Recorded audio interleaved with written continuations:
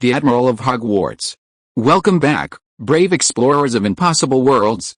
We are excited to have you here to continue this odyssey together.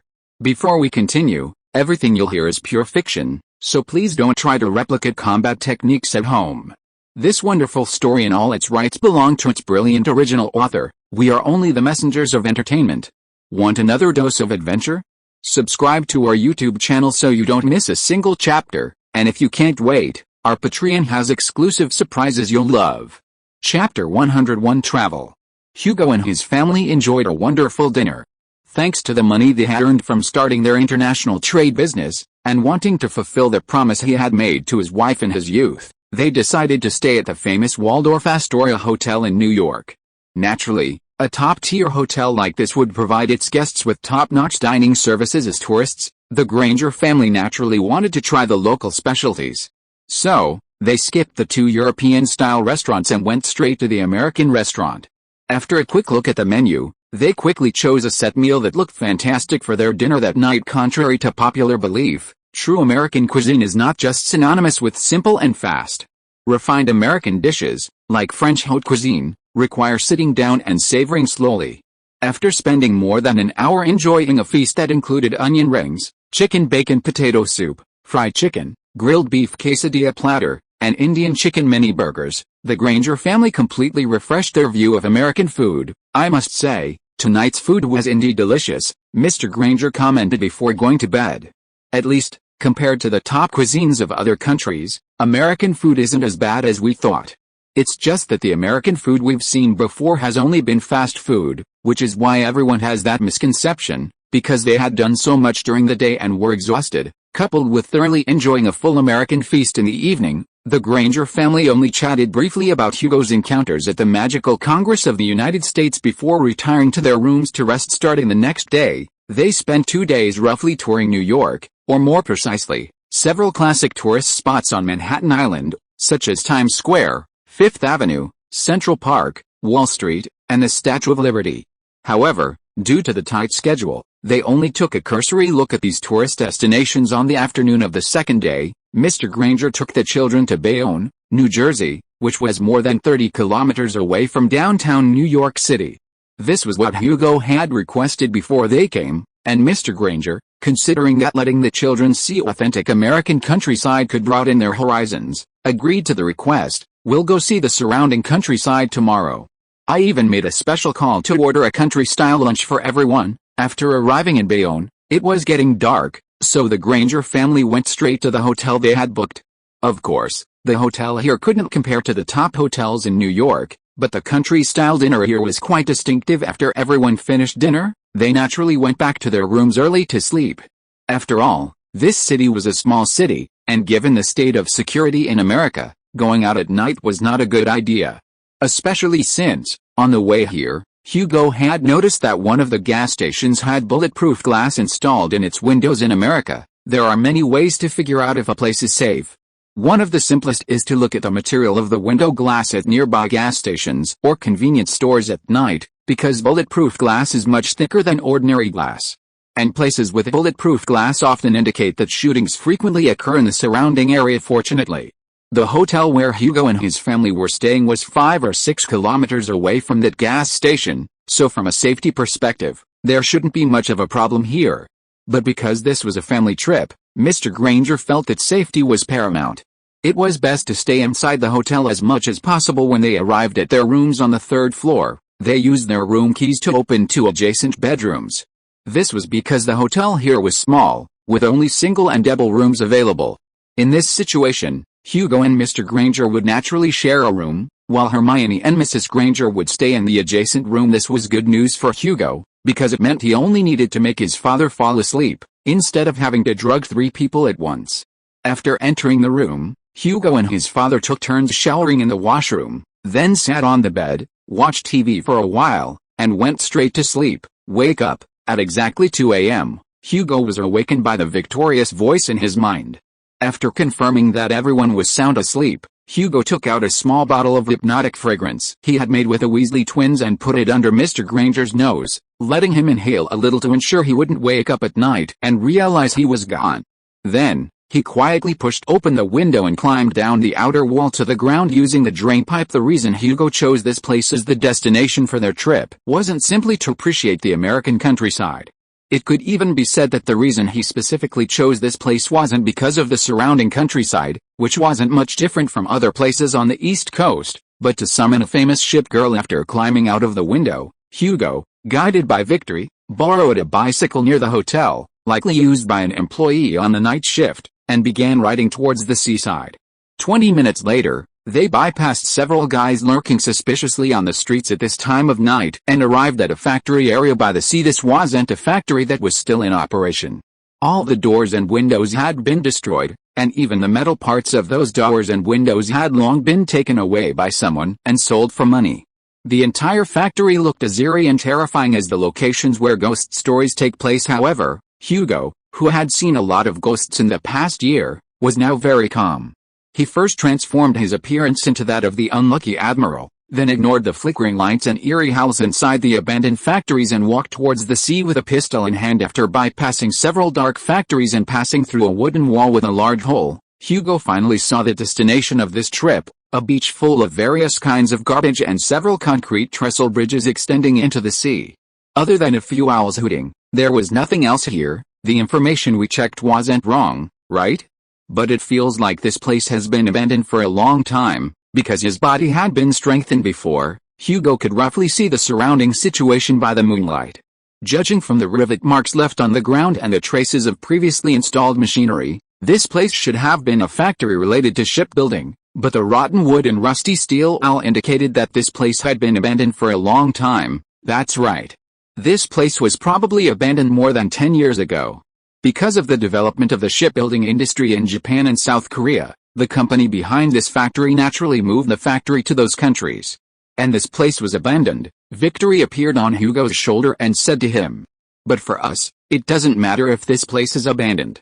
It doesn't affect our next summoning activity, okay?" "I hope so," Hugo said after looking at the dark sea in the distance. Then, he summoned his phone and opened the program. "Let me see where that place is." Chapter 102 Enterprise.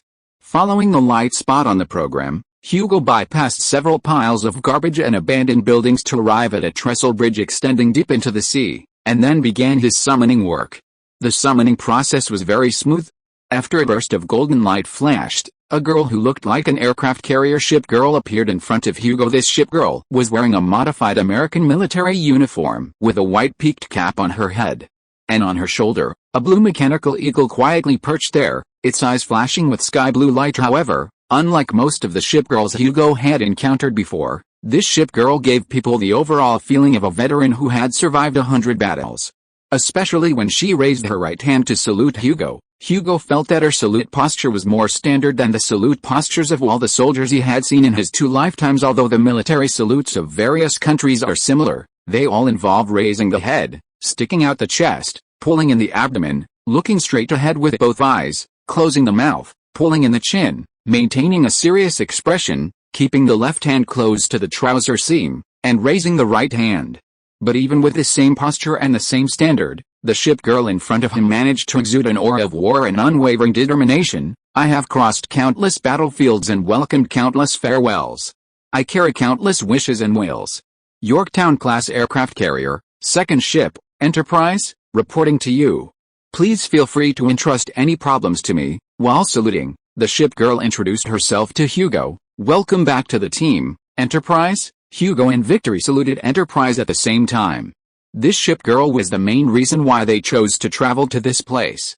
All the preparations they had made before were to welcome the arrival of this maritime legend. As a legend of the Pacific theater in World War II, the Enterprise sailed a total of 442,475 kilometers, sinking 71 enemy ships, damaging 192, and shooting down 911 enemy aircraft.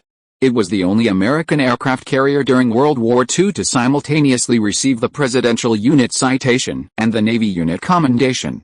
It was also considered to be a warship symbolizing the fighting spirit of the United States Navy. Unfortunately, after the war, the Enterprise was eventually dismantled due to lack of funding. And the place where she was dismantled was in Bayonne, New Jersey, right at the shipyard dock where Hugo and Victory were now, which was why Hugo and Victory came here after the summoning was over. Hugo immediately took Enterprise and Victory away from the ruined shipyard. Then, riding bicycles, they hurried towards the hotel where they were staying. However, unlike when they came, this time Enterprise was riding the bike, while Hugo hugged her waist and sat on the back rack of the bicycle. There were not many street lights along the way, and the road was a bit bumpy due to disrepair. However, because of her night vision ability, Enterprise was still able to carry herself and the Admiral steadily on the bicycle at a not-so-slow speed towards the hotel. And on the way, Hugo began to ask some questions. Enterprise, what kind of identity have you been assigned now? Hugo leaned closer to Enterprise and asked. Based on his previous experience, every ship girl would be assigned an impeccable identity after coming to this world. So he was a little curious about what kind of identity this Queen of the Pacific would be assigned. My identity now is that of an American wizard who graduated from Alvermorny a few years ago. After graduation, I entered the Magical Congress of the United States with honors and became an Auror, Enterprise said to Hugo while riding the bicycle. But I resigned 2 months ago because I wanted to enjoy a peaceful life. I have to say, the identity assigned to me this time is quite to my liking. No wonder that thing is called Destiny Point. Sure enough, there is a power of destiny involved here. After hearing Enterprise's words, Hugo immediately realized that this system was much more powerful than he had imagined. At least, creating a person out of thin air in society, like Enterprise, can definitely be regarded as a miracle. Unlike Hood and the others before, Enterprise's current identity can be said to be completely within the Wizarding World system, and doing so is much more complicated than the wandering ordinary people identities of Hood and the others before. But thinking about it, this system is the last gift from his previous world to the Wandering Children, and later it can even strengthen himself into an ancient god admiral. Then, creating such an impeccable identity for Enterprise should not be too difficult. By the way, what are you planning to do next? After listening to Enterprise's detailed explanation of the identity she had been assigned, Hugo was a little curious about what she planned to do next. Although as the Admiral, Enterprise would definitely carry out his orders if he wanted to issue them. Under normal circumstances, he still hoped that the ship girls under his command could do what they wanted to do according to their own will. Enterprise's tone was a little confused. To be honest, I don't seem to know what I should do next. In my memory, there's only battle in my life, and almost everything else is blank. But now the world is generally peaceful, so in this situation, I am not sure what my next action should be. Alright, I think I have a goal for my next action. Because of what Enterprise said, the atmosphere on the bicycle suddenly became dull, but soon Enterprise recovered from this mood. Since I don't know what to do next, then I will stay by your side now until I think of what to do next, and then I will do what I want to do. Okay, that sounds like a good idea. As long as you are willing, you can stay with me for the whole summer. Hugo, sitting in the back seat, revealed an expression that was not out of his expectations.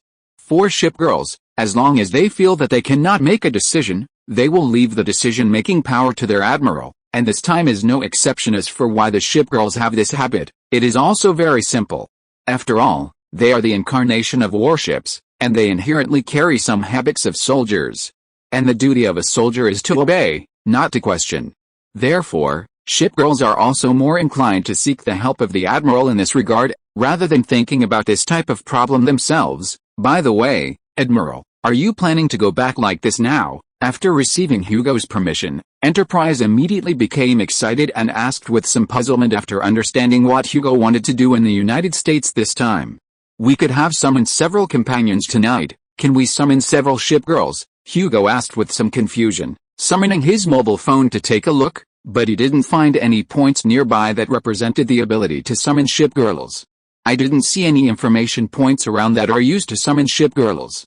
Is there something wrong with my system? No, of course not. At this time, Enterprise stopped and said, "It should be said that with my help, you will be able to summon a batch of ship girls tonight. Is that true?" Hugo asked with wide eyes after hearing what Enterprise said. If that's the case, that would be great. According to the plan, I can go back before 5 a.m. tonight, which means we have 4 hours to summon other ship girls. 4 hours? That's enough, Enterprise said, getting off the bicycle with Hugo and stuffing the bike into her ship equipment space. Although I'm not sure how many companions we can summon specifically, I can guarantee you that we will at least be able to summon one ship girl in a while. Chapter 103 Ho Shipyard. Enterprise said this because she was an aircraft carrier ship girl, So when she had carrier-based aircraft as a means of transportation, she could greatly increase everyone's radius of action. According to her, within the range of her carrier-based aircraft's 1-hour flight, there was a place that, theoretically, should be able to summon many ship girls. What surprised Hugo a little was that Enterprise could make her carrier-based aircraft take off and land vertically and be invisible to human radar and vision. So they quickly boarded 2 F-6F fighters on this path and flew towards the northeast. Where are we going? Watching the fighter plane rise to a height of about 1,000 meters, Hugo curiously inquired through the plane's radio to Enterprise, who was sitting in the cockpit of the plane next to him. I see we are flying northeast. Are we going to port later? Almost. We are going to the Hingham shipyard of Bethlehem Shipbuilding Company later. Enterprise's voice came from the headset. My fighter can fly at a maximum speed of 936 kilometers per hour for the entire journey, so if there are no accidents, we can get there in just over 20 minutes, 936 kilometers per hour. Hugo looked at the plane he was riding in disbelief. If he remembered correctly, he was riding in an F-6F fighter plane, and such a propeller could definitely not fly at this speed. This is clearly an F-6F fighter plane. How did you do it? Of course, it's because of the equipment you gave me before, Enterprise said with a smile in her tone. When using those equipment, we can choose whether the appearance of the equipment remains the same or directly adopts the appearance of the new equipment that has been replaced. However, it is more popular among shipgirls to maintain the original appearance of their equipment. For example, the plane we are riding in now is a C-Vixen fighter with the appearance of an F-6F fighter plane. This is really, Hugo originally wanted to say that this was really unscientific, but then he thought that since shipgirls, such unscientific creatures, could exist, then what was so strange about a simple weapon appearance change? At least compared to a warship that is hundreds of meters long and tens of thousands of tons heavy turning into a girl, simply changing the appearance of a weapon is completely acceptable. More than 20 minutes later, they appeared over a bay. There were many factories, docks, and cranes lined up on the edge of the bay, which showed that this used to be an important shipbuilding base. However, judging from the lights of the buildings now, this shipyard, like most shipyards in the United States, is in a semi-abandoned state due to the increasingly powerful shipbuilding industries of Japan and South Korea. Only a part of the factories are still lit. We've arrived, Enterprise's voice came from the radio. Look, below is one of the important birthplaces of our American shipgirls, the Hingham shipyard under the Bethlehem Shipbuilding Company. For example, Tai Tai and Nevada were both born here back then. At this time, the plane had arrived above the surface of the bay and turned off the engine, and then landed straight down. During this process, Hugo's sight was immediately attracted by a giant warship docked at the pier. The exhibition panels and plants arranged next to it indicated that this ship was a museum ship. That ship is the Salem, since he was in Enterprise's carrier-based aircraft. He naturally knew what Hugo was doing now. We can summon her later. As a ship girl who inherited this name, she should have special skills in magic like Illustrious. When the plane landed at a height of about 1 meter above the water, Enterprise first jumped off the plane and landed steadily on the water, then walked to the side of Hugo's plane and hugged him out of the cockpit. Then, she waved her hand and put all 2 planes back into her ship equipment space. Haha, the Admiral is so small now. Since deciding to stay by the Admiral's side recently, Enterprise's mood relaxed all of a sudden, so she naturally revealed the girlish side of the ship girls. It feels so great to hug the Admiral like this. As they were talking, they had successfully docked on the side of a pier. However, Enterprise might have been too excited because she touched the Admiral for the first time, so even after going ashore, she didn't put Hugo down. She still held him in her arms like before. Okay, hurry up and put me down. Hugo felt too embarrassed to be held by Enterprise in a baby-holding position, so he quickly said, "Didn't you hear that? Hood and the others are protesting in the Admiral network that they came first, but most people haven't hugged me yet." Oh. After being told this by Hugo, Enterprise's cheeks suddenly turned red, and then she quickly and flusteredly put him down. Then, guided by Enterprise's radar, the 3 of them bypassed the only 1 or 2 guards and touched the location of the shipyard's dock. Huh? That's a bit strange. Hugo summoned the mobile phone map and looked at it, then asked in confusion, I remember that there should be many ships born here. Why is the number on the map obviously not enough? The reason is very simple. After hearing Hugo's question, victory floated from his shoulder to his face and said, I said that in addition to a series of items related to warships, There are also some places that are very important to those shipgirls in the warship era that can summon shipgirls. These locations can be the place where they were built, the place where they sank, the place of a certain important battle, or the place where they were dismantled. Victory very seriously told Hugo the details. In short, the items needed to summon shipgirls are diverse, but there is also a certain randomness. What we can be sure of is that except for the warship itself or something closely related to the warship, nothing can guarantee that a shipgirl can be summoned 100%. Oh, that's good. Hugo nodded with a look of understanding. He thought that there was something wrong with his summoning, but now it seems that everything is normal and there are no unexpected situations. Next was the routine summoning work.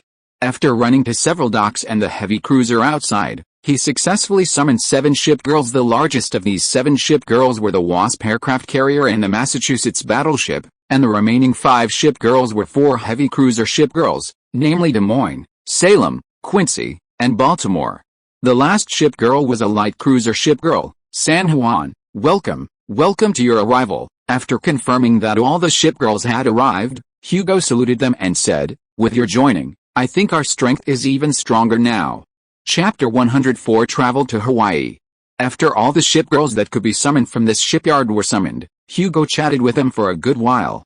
Then, Massachusetts, one of the few intellectuals among the shipgirls, quickly took over the command of the shipgirls and arranged the goals for everyone's next actions. We will be active on the east coast of the United States, organizing our own strength as much as possible to deal with the possible outbreak of war in the British wizarding world. Massachusetts discussed with the newly summoned shipgirls and said to Hugo, and with Salem's existence, we should be able to integrate into the wizarding society here in the East very easily. Compared to the heap of small countries in Europe excluding Russia, the United States can be said to be a huge country.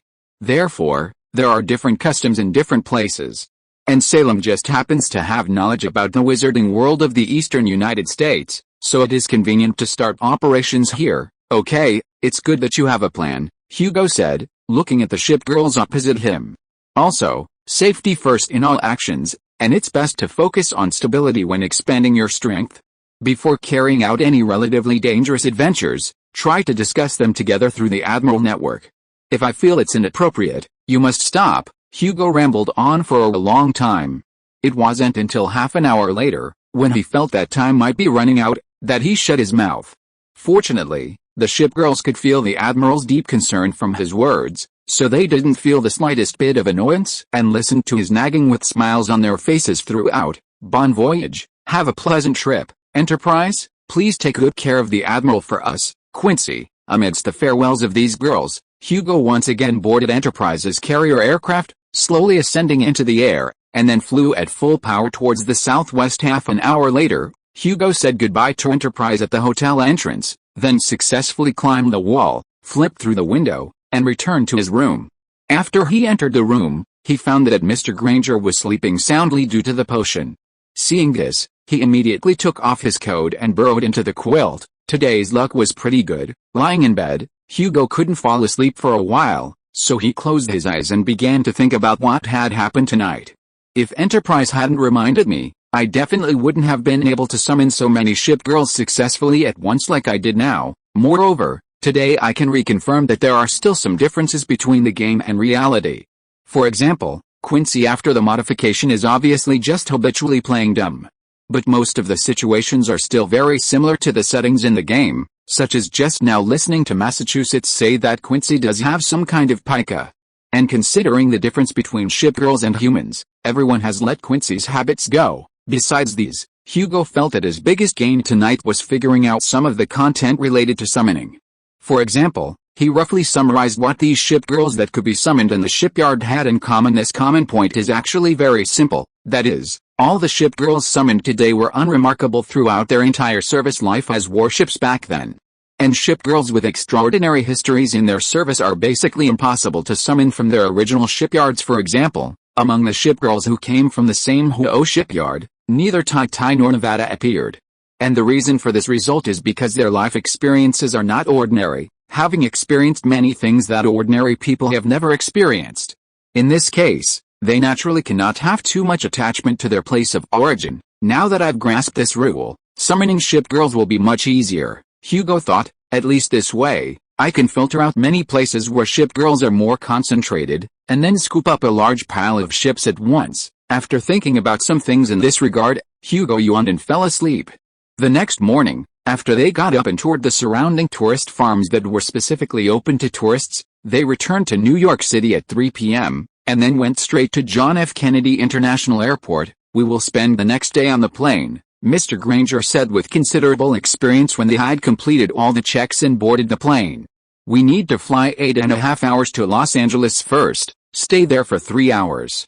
Then fly 9 hours to land in Honolulu. That means we won't arrive until noon tomorrow." Hermione had a distressed expression on her face. "It seems we're going to have to sleep on the plane tonight.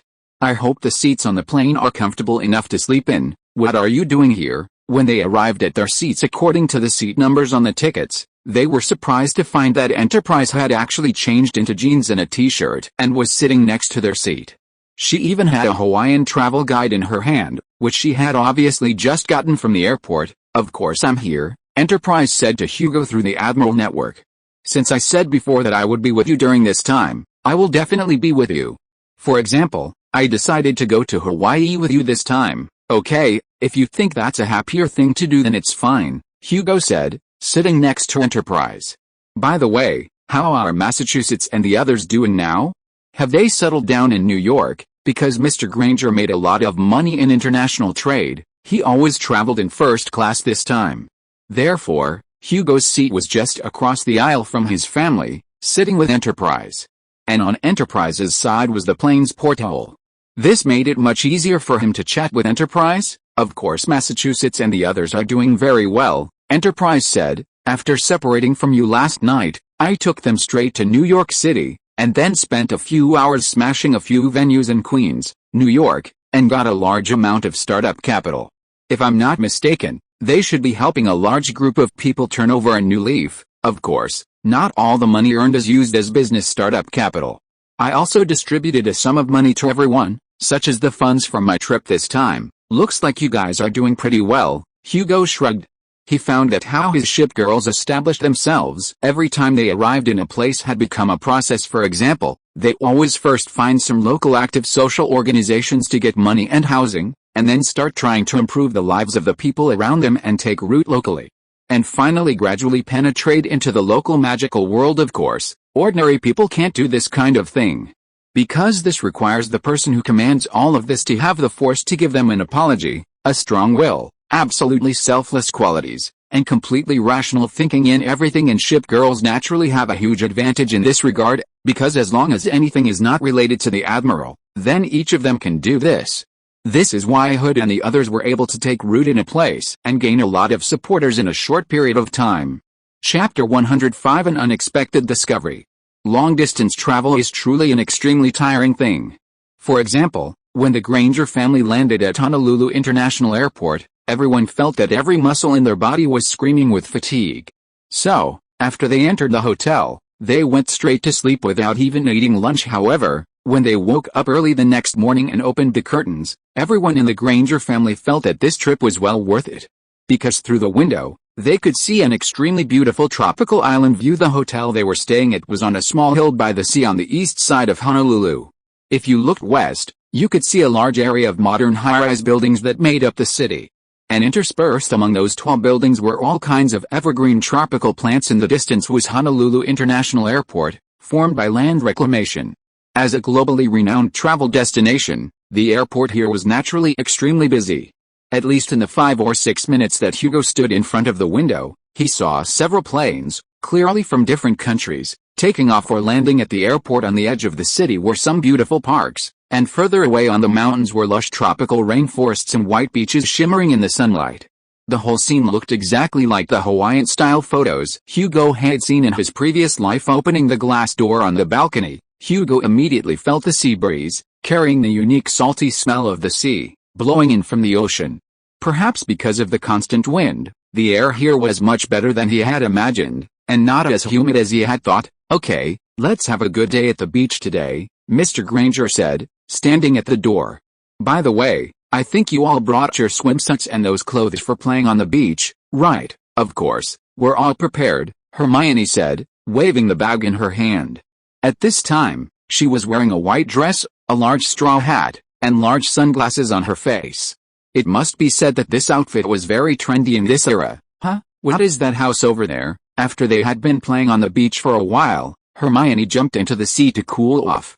But just as she swam out a distance and was about to return to the beach, she accidentally discovered the spire of a building that was clearly out of place with the surrounding environment peeking out from behind a small hill not far away. Maybe it's a church, Hugo said, looking at the obviously modern-style buildings around him, because he felt that only a church was suitable to be built in this classical style in this situation. Look, there are so many people here, so there will naturally be religious needs. That sounds very reasonable, Hermione said, treading water to keep herself afloat. After all, the Western world can be said to be a nation of believers. Even though the Grangers were a more secular family, they knew the power of religion, especially in America, where the devotion to religion was even higher than in Europe. Kids, where is that spire you're talking about? At this time, Mr. Granger happened to swim to Hugo and his sister's side, so he asked curiously. If there's a Gothic building in a place like this, it might be an important historical building. We can go visit it after we finish swimming. It's over there, Dad, Hermione said, pointing to the small hill not far away.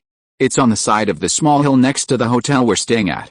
From where we are now, we can just see the top floor of the tower peeking out from the hill, and what looks like a gilded lead roof covering the spire. But I don't see anything, Mr. Granger said helplessly to his children after stretching his neck and looking in the direction his daughter was pointing.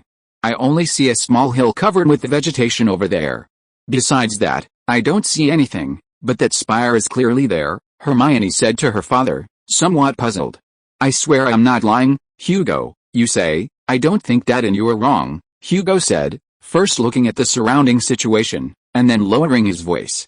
As for why the two of us can see it but Dad can't, I think it's probably because that place is very likely like Diagon Alley or Hogwarts. You mean that place belongs to the American wizarding world, and it's invisible to Dad because of magic? Hermione frowned when she heard Hugo say this, and then said, but the tourist brochures I got from the Magical Congress of the United States didn't mention any wizarding tourist attractions in this area. You're right, but this place isn't necessarily a tourist attraction belonging to the American wizarding world, Hugo said to his father and sister with a smile.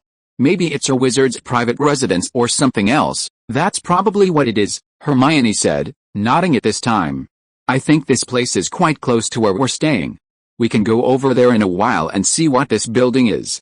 At least, I don't think it's likely to be a private residence. After all, there were several Ravenclaw students who came from pure-blood families with private estates. And in daily chats, Hugo and the others knew that those private estates were generally located far away from ordinary people because they needed to raise some magical creatures, and this building was clearly mixed in with a large group of ordinary people's buildings, according to the wizarding world's habits. This kind of building is often some public place belonging to the wizarding world. It is generally built among ordinary people to facilitate the wizard's comings and goings. More than an hour later, the Granger family returned to the hotel. Then Mrs. Granger took the siblings towards the building below the small hill to the west. When they approached the hill, they discovered that the entire hill and its surroundings were a fitness park for tourists to exercise. And at the entrance of the park, there was a sign stating that this park was a park where you were completely free to dress. That is to say, you could wear any clothes to stroll in this park, except for running naked. No wonder there were so many strangely dressed people along the way, Mrs. Granger said, shaking her head after seeing the sign. Did you see that person walking on the road in a wetsuit just now? Americans are really too unrestrained. Of course, we saw it, Hugo and Hermione said in unison after looking at each other. It seemed that the wizards here were quite smart, knowing that they were not very good at distinguishing Muggle clothes, so they simply used this method to cover up their tracks. Chapter 106 Market. 10 minutes later, Hugo and Hermione were already on the road to the Liliuokalani Market in Hawaii, a place mainly for local wizards to trade. They were eating ice cream sprinkled with various crushed nuts, curiously observing the shops operating on both sides of the road. After arriving, they discovered a sign outside the surrounding jungle that read, "Danger, do not enter." Mrs. Granger, upon approaching the jungle, suddenly claimed that she felt as if the family's passports weren't in her bag, so she needed to return to the hotel to check. "Mom, there's no need to worry. I don't think we've lost anything," Hugo said, after being dragged away by his mother for a dozen meters. "That place is actually a wizarding market, surrounded by a Muggle-repelling charm. Anyone without magic will think of something very important to do and leave as soon as they get close. After Hugo explained the situation, Mrs. Granger still felt uneasy. She told Hugo and Hermione a few words of caution and then returned to the hotel to check the passports. Hugo and his sister then headed to the market, where they saw people constantly coming and going, unlike the market on Hawaii's largest island described in the travel guide. This one catered to locals. The buildings on both sides of the street featured tropical island styles with wooden walls and thatched roofs, interspersed with Eastern and European-style buildings. The diverse architecture, combined with colorful flags and ribbons, didn't make the market feel chaotic but rather lively. As an important transit point in the Pacific, the goods sold in the shops naturally came from various countries. Hugo and Hermione saw that, besides goods with obvious tropical flair, most of the merchandise came from countries along the Pacific Rim. Hugo saw various items from China, Japan, Southeast Asia, and the United States. Naturally, they purchased some travel souvenirs to bring back to their friends. Fortunately, they had exchanged for some local currency, zhou-jen, when they completed the procedures at the Magical Congress of the United States of America. Therefore, they didn't need to waste time at the Gringotts Wizarding Bank under the pointed roof they had seen from afar. After some browsing, the two bought several wooden pendants and ornaments with local-style carvings, as well as some tropical-style beaded strings. According to the merchants, these items were lucky charms that could bring good fortune to the wearer. Of course, Hugo didn't believe the merchants' words. He knew that this place, like tourist attractions in the ordinary world, was full of fake and inferior products. For example, they saw 5 or 6 silver goblets claiming to have been used by Ilvermorny founder Isolde Sayer. If it were just that, Hugo wouldn't have found it problematic. However, 5 stalls within 20 meters all displayed identical silver goblets that clearly came from the same source, yet they insisted that Isolde Sayer had used them, which was insulting to one's intelligence. Fortunately, this place wasn't like Diagon Alley, and haggling was possible. After rounding down and having the price, Hugo bought a set of silver tea utensils, supposedly used by the founder of Ilvermorny, for 3 zhou-jen gold coins. The tea set was a common 4-piece set, including a silver teapot, a sugar bowl, a milk jug, and a tray. Each piece of silverware was embossed with various exquisite patterns. What did you buy this for? Hermione finally couldn't help but ask, watching Hugo happily stuff the silver tea set into a cloth bag he carried and leave the stall. These things look dark and covered in a layer of dust. Honestly, they don't look good at all. At least, I think they're not as good as the little ornaments I bought. Hermione held up her hand to show Hugo a pretty little bracelet she had already put on her right wrist.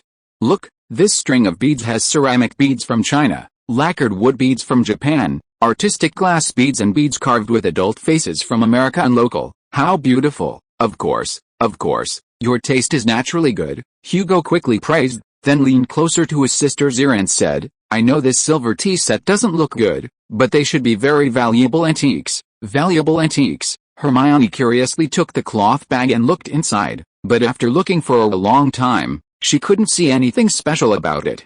Why can't I see the value you're talking about? Look here. Hearing Hermione's question, Hugo immediately took out the silver sugar bowl from the cloth bag.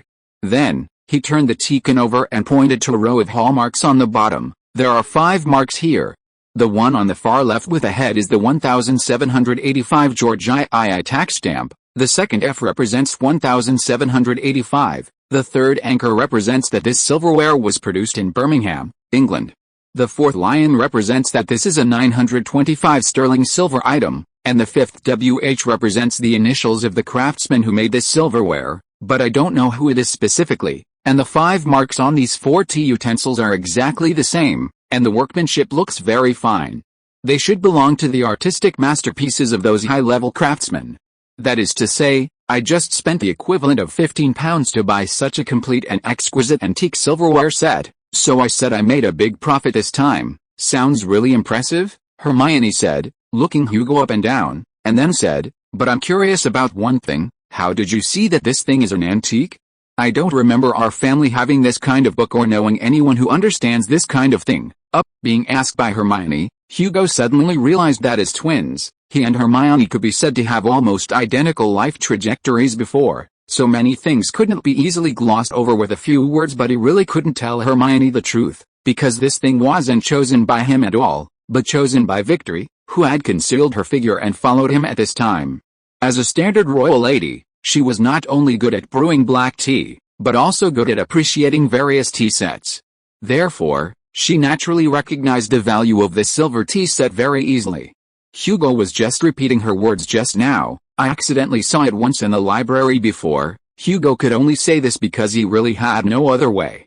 Fortunately, I used this unexpectedly acquired knowledge today. Okay, Hermione said after staring at Hugo for a few seconds, then continued to walk forward. Obviously, she didn't believe what Hugo had just said, but out of trust in her younger brother, she didn't intend to get to the bottom of this matter. Chapter 107 Thief. After roughly circling the street, Hugo and Hermione focused their attention on things with writing on them. After all, finding a good deal earlier was just because Hugo was lucky enough to stumble upon something good, but in such a mixed environment, there were actually more fakes. This was why they were looking for various written materials, because even if the medium of those things was fake, the knowledge contained in the words and patterns carved on them would not be fake. Compared to those magical items purely used to fool people, these things were actually more reliable, so they found a used bookstore and began to rummage through the pile of old books for treasure. An hour later, Hugo and Hermione had almost emptied their pockets and bought nearly 20 books from the used bookstore, completely filling the backpack they had brought. Of course, don't expect to find any special spells or rare ancient books in this kind of place. All the books they bought were mass-printed books. Some of the books introduced practical magic such as household magic or cooking magic, which were rarely taught in schools. The other part was about the unique daily magic casting skills and some common potion-making skills in the United States. Seriously, the books we bought today are actually quite practical, Hermione said excitedly as they walked out of the used bookstore. At least Hogwarts doesn't teach people how to wave their wands and turn raw materials into all kinds of delicacies. You're right, Hugo nodded and said. He had spent the past year asking his classmates and found that household magic seemed to be something passed down from generation to generation by the women of each family, and the school didn't teach it. So finding teaching materials here was indeed a pleasant surprise, because they had spent almost all the money they had on them, and the time they had agreed with their parents was approaching. Hugo and Hermione left the used bookstore and headed towards the entrance of the market with their newly collected spoils. However, just as they were not far from the entrance, a man who had been standing behind them suddenly lowered his head, accelerated, and passed between Hugo and Hermione. Thief. Just as Hugo hadn't reacted, Victory's voice suddenly rang in his mind. The man who just passed by is a thief. Look at your pants pocket. What? Hugo touched his pants pocket sharply after hearing Victory's reminder, only to find that a big hole had been cut in his pants pocket at some point, and the wallet that was originally in it was also gone. After discovering this situation, he turned his head nervously and looked at the man who was walking quickly towards the market exit. You must know that although he had almost spent all the wizarding currency he had on him before, the wallet contained all of his current 80-odd pounds of pocket money. Even if he really wanted money, he could directly ask the ship girls, but he was too embarrassed to ask the girls for his own affairs. Stop, thief! Hugo immediately shouted loudly, while quickly chasing after the thief, who ran towards the market entrance after hearing the shout. Seeing her younger brother's actions, Hermione was stunned for a moment, then took off the backpack on her back, held it in her hand, and chased after him. Head, two little guys still want to catch up with me. Hearing the children's unique high-pitched voice behind him, the thief sneered. He didn't think that two children who looked only 11 or 12 years old could catch him. As long as he got out of this door, no one could stop him from parading away. Thinking like this, the thief bypassed the people who were trying to stop him in 3 steps and crossed the gate. Then he spun around and prepared to apparate away, but just as he turned half a circle and turned his face towards the gate, he saw a black thing hitting his face with a sound of wind. A scream quickly came from the thief's mouth, because he felt an extremely severe pain on his face. Obviously, the cloth bag containing silverware that Hugo threw with all his strength hit his face at a very high speed, breaking his nasal bone, and what was worse for him was that he was casting the apparition spell at this time, so the severe pain on his face immediately disrupted the thoughts in his mind, and the magic naturally went wrong. Hugo and his sister, who chased out, and several enthusiastic people saw that after a soft explosion sound, the thief's lower body disappeared directly, and his upper body fell to the ground with a bang because he lost his support. Perhaps because of the effect of magic, not a drop of blood was exposed at the break for the time being. The thief first lowered his head in disbelief and looked at his body, and then a shout much louder than before came from his mouth.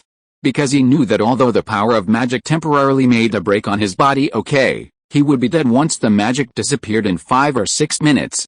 Seeing this, Hugo quickly covered his sister's eyes, because the thief's upper body happened to be facing them when he fell, and from the cross-section, you could see that the internal organs were still normally for some reason, which looked very scary. Hugo, as a doctor in his previous life, had seen many such scenes, so he felt that he was okay now.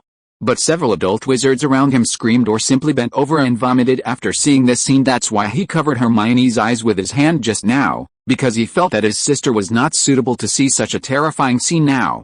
Fortunately, there was a tacit understanding between the two people, so Hermione believed that there must be a reason for Hugo to cover her eyes, so she didn't struggle much. Make way, what happened here? At this time, a familiar voice came from the back of the crowd, and then Enterprise separated the crowd and walked to the front of everyone.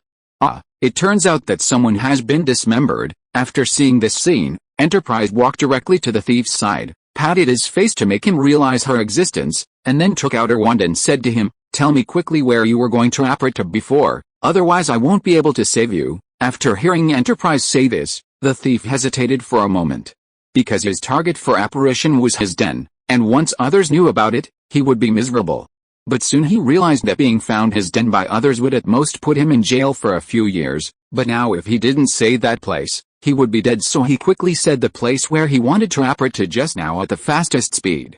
After listening to his words, Enterprise waved her wand at the thief lying on the ground with a loud bang. After a burst of purple smoke dissipated, everyone saw the thief slumped on the ground, with a look of fear on his face. But his lower body has been installed. Okay, at this time, Enterprise grabbed the thief's collar and lifted him up abruptly, and then asked, "Quick, tell me, how much did you steal before?" Chapter 108 Gap. Seeing his wand tossed aside and feeling the strength in the hand gripping his collar, the thief immediately knew he had no chance of escape. So, he readily confessed to the misdeeds he had just committed in the market. Soon, Enterprise recovered 7 or 8 wallets from the guy. Then, together with the enthusiastic crowd, they brought the tightly bound thief and all the stolen goods into the market. After a wizard activated the market's public address system, victims gradually arrived to claim their wallets. You're the one. While registering at the market and returning the wallets to their owners, Hermione suddenly recognized Enterprise. "I remember seeing you on the plane from Los Angeles. You were sitting next to my brother and chatted with him for a long time. Thank you so much for your help this time." "It's nothing, it's what I should do." Enterprise waved to Hermione. "Although I've resigned from the American Ministry of Magic, I used to be an Auror. So, it's only natural that I should do this kind of thing to combat evil. By the way, I'm Enterprise Halsey. You guys did a great job. I'm very happy to meet you." "We are also very happy to meet you." Seeing Enterprise's serious expression, Hermione said just as earnestly, "My name is Hermione Granger, and this next to me is my brother, Hugo Granger." After the introductions, Hermione looked at the last wallet in Enterprise's hand and said, "I think this market isn't that big. Why hasn't the owner come to claim this wallet yet? Is it possible that the owner is no longer in this market?" "That's certainly possible. Let me open this wallet now and see if there's anything inside that can help us find the owner's identity," Enterprise said, looking around and seeing no one approaching. Then, under the joint supervision of the market manager and Hugo, he opened the wallet and took out the contents. It was an old leather wallet with many worn marks. Although the wallet looked quite full, it mainly contained copper nuts, with only 2 silver sickles. It was clear that the wallet's owner wasn't a wealthy person. However, when opening a small pocket on the side of the wallet, Enterprise and the others took out a piece of parchment that looked somewhat old. After unfolding the parchment, which had been folded into a small square, they found that it was a printed advertisement with the words Honolulu Sanatorium written in large gold letters at the top, followed by an address in Honolulu. "What is this place?" Hugo asked Enterprise after looking at the words on the parchment, but Enterprise shook his head helplessly. "Sorry, I don't know where this is. After all, I've always lived in the continental United States, and I've never been to Hawaii before. Let me see. This is a somewhat remote sanatorium on the island." Hearing Hugo and Enterprise's discussion, the market gatekeeper walked over and said, "It seems that this wallet should be very important to its owner. Unfortunately, I have to guard this place now and can't leave for the time being. I think I can spare some time to help deliver it," Enterprise said at this moment, then asked with some confusion, "By the way, do you know the owner of this wallet? I can't see anything special about this wallet." except that it seems a bit more worn than ordinary wallets. No, I can't recognize the owner's identity just from this wallet. The gatekeeper shook his head. After noticing that Hugo and the others seemed interested in this matter, he was happy to share some local information with these out-of-towners. But I know this sanatorium, and the people living in it are all poor souls, according to the gatekeeper. Due to the special geographical conditions and environment of the Hawaiian Islands, many people choose to come here for recuperation. At the same time, because the cost of immigration for wizards is much lower than for ordinary people, many wizards choose to come here for recuperation. This is why this area has so many commercial districts, because the proportion of wizards to the total population is much higher than in other places, so there is a huge demand for various commercial services. Having only one or two temporary markets, like typical small wizarding communities, would definitely not be enough under these circumstances. The people who come here for recuperation are also of all kinds. Among them, many suffer from chronic diseases that even wizards cannot cure, so they hope to change their environment and recuperate. And these wizards are naturally rich and poor, therefore, the facilities on the island are also divided into various grades. Those who are rich naturally enjoy the best things, but those who are short of money can also find everything that corresponds to their needs. For example, this sanatorium called White Asphodel is such a place, mainly targeting those wizards with chronic illnesses who don't have a good financial foundation but need care.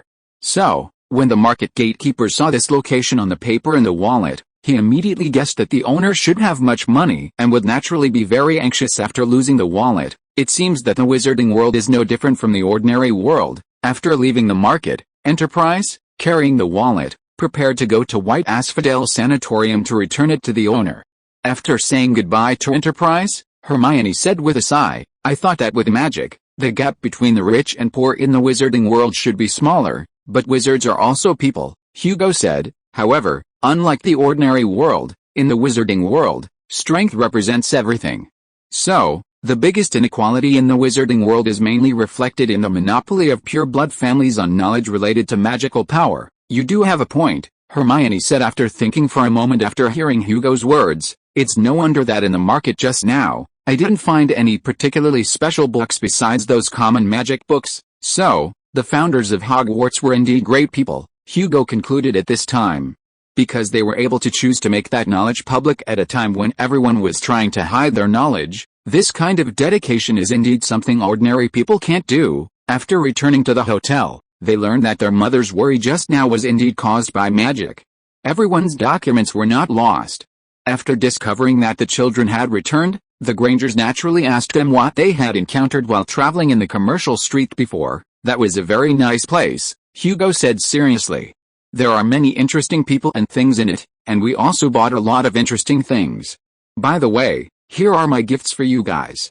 If you are listening to this novel on a channel other than Fanfic World, it means it was downloaded and re-uploaded without effort. We warmly invite you to visit our channel, Fanfic World. There you will find the original version of this story and many other novels of various genres. We look forward to seeing you dive into a world of incredible novels." Chapter 109 Pearl Harbor. After receiving the gifts from Hugo and Hermione, the Grangers were very happy. Of course, this happiness had little to do with the value of the gifts. For parents, the fact that their children could express their love for them in any way was enough to make them happy. Honestly, it's really lucky to be able to buy such a complete set of silver tea set for less than £20. Mr. Granger, who had some knowledge of this kind of thing, said after carefully inspecting the silver set. "By the way, why are there such things in the wizard's market, and why are they selling so cheaply?" "I think it's probably because it's just a daily necessities for wizards," Hermione said after thinking for a moment. "Because wizards have magic, they can repair and use many old things all the time. For them, many things that ordinary people can't use for a long time can be used for decades or even hundreds of years." The reason for saying this is because Hugo used the cloth bag containing the silverware to hit the thief's face hard when he was catching the thief. As we all know, force is relative. Therefore, while breaking the thief's nasal bone, the silverware was also deformed. But after the matter was over, Enterprise just tapped the silverware with her wand and restored the silverware to its original shape, which looked no different from before. "It's a pity that you can only use your wands outside the school after you become adults." After listening to Hermione's explanation, Mr. Granger shrugged his shoulders, with a look of regret on his face. "Otherwise, if something in the house breaks, you can fix it by waving your wand. Instead of waiting more than a week to find a plumber like now, in the following afternoon, Hugo and the others went to visit several attractions in downtown Honolulu. When it was time to rest at night, Hugo sneaked to the balcony after everyone was asleep, and then, with Enterprise's assistance, left the hotel and headed directly to Pearl Harbor in the west. "I remember you came with me, right?" Hugo asked Enterprise, who was driving a Toyota Corolla AE86 sports car that looked 90% new towards the port area, with some confusion. "How did you manage to get such a good car in just one day? Didn't we stay in New York with Massachusetts and the others for one night before coming here?" Enterprise explained to Hugo while driving past one car after another on the road. "And in a big city like New York, if you find the right place and use the right method, you can get hundreds of thousands of dollars in just one night. As for this car, although I know it's the protagonist of Initial D, its price is really not expensive. Buying this second-hand car didn't even cost me 1/5 of the money I had on hand," Enterprise said with a smile. "Not all sports cars are very expensive, not to mention that this car is just a coupe launched by Japan with economic benefits as the main consideration. It has to be said that Enterprise's driving skills are very good. Even on the winding mountain roads on the coast, she can maintain a very high speed and move forward at a constant speed. It only took half the normal time for them to arrive at the east side of Pearl Harbor Bay and stop the car. After getting out of the car, Enterprise walked to the beach and looked at the sea area in the direction of Ford Island in the middle of Pearl Harbor Bay. Watching silently for several minutes, Hugo knew that she was reminiscing about the shocking attack that year. After all, although she avoided the attack because of the storm, her carrier aircraft group still lost 11 aircraft.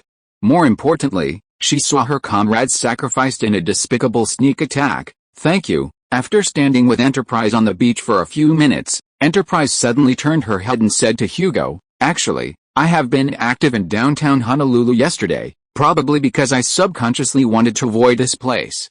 Thanks to your existence, Admiral, I can now stand in this place again. It's nothing, it's what I should do," Hugo said, patting Enterprise's forearm, and then looked at the sea area she had just looked at. If he remembered correctly, this sea area was where those battleships were docked that year. It was also the focus of the Japanese attack.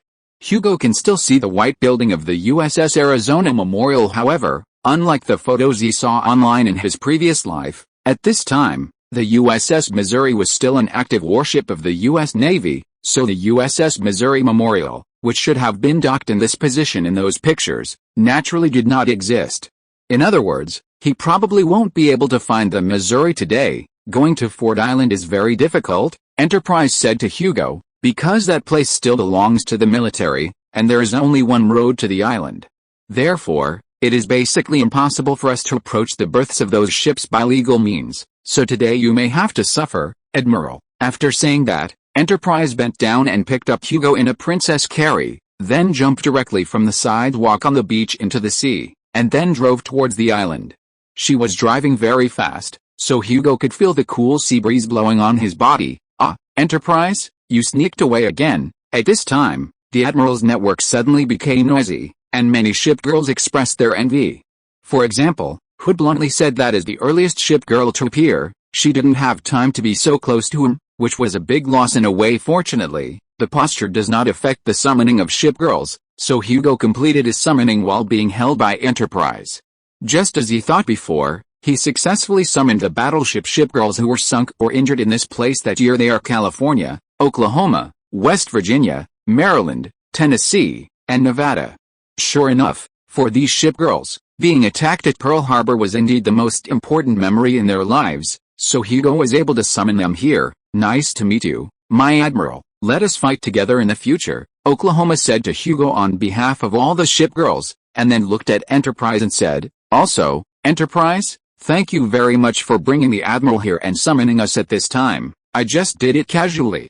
Coming here to travel was decided by the Admiral's family before. After all, I hadn't been summoned by the Admiral when they made the decision," Enterprise said, then looked at the shipgirls and asked, "By the way, what are your plans next?" "We plan to settle down temporarily on the Pacific coast of North America," Nevada said at this time.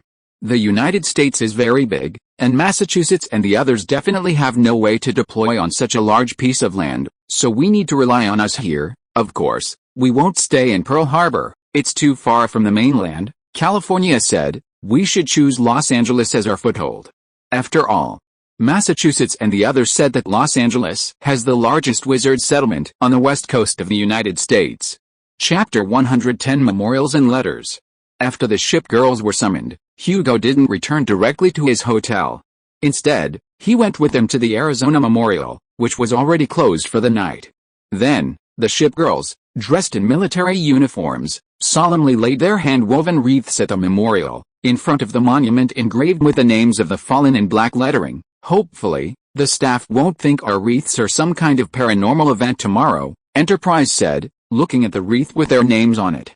Of course, I can understand if they move the wreath. For us, we're just commemorating our fallen comrades, and there's no need to cause trouble for others because of it. After the memorial event, Hugo said goodbye to Tennessee and the others at the place where he had parked earlier. The ship girls all had the straightforward and efficient manner of soldiers, so Tennessee said that they would buy tickets to return to Los Angeles as soon as possible, in order to start the planned work as soon as possible. Actually, you don't have to rush so much, Hugo said, looking at Nevada and the others. I think you can rest here for a couple of days before returning to the mainland. Really, you don't need to rush so much in terms of time. Building a force really doesn't need to be done in such a hurry, but for us, the happiest thing is to realize your dream, Admiral, Oklahoma said, smiling at Hugo. Besides, for us, Oahu, Honolulu, and Pearl Harbor are indeed very beautiful. But we really don't want to stay in this place any longer, understood? Then I wish you all the best. After hearing Oklahoma's explanation, Hugo immediately realized that this beautiful tropical island in his eyes was a place of heartbreak for these ship girls. Therefore, it was completely understandable that they didn't want to stay here. So, he embraced and said goodbye to the ship girls one by one, and then left with Enterprise in the car. Where are you planning to travel tomorrow? Enterprise asked Hugo on the way back to the hotel. I've spent a long time in Hawaii, so I should know this place very well.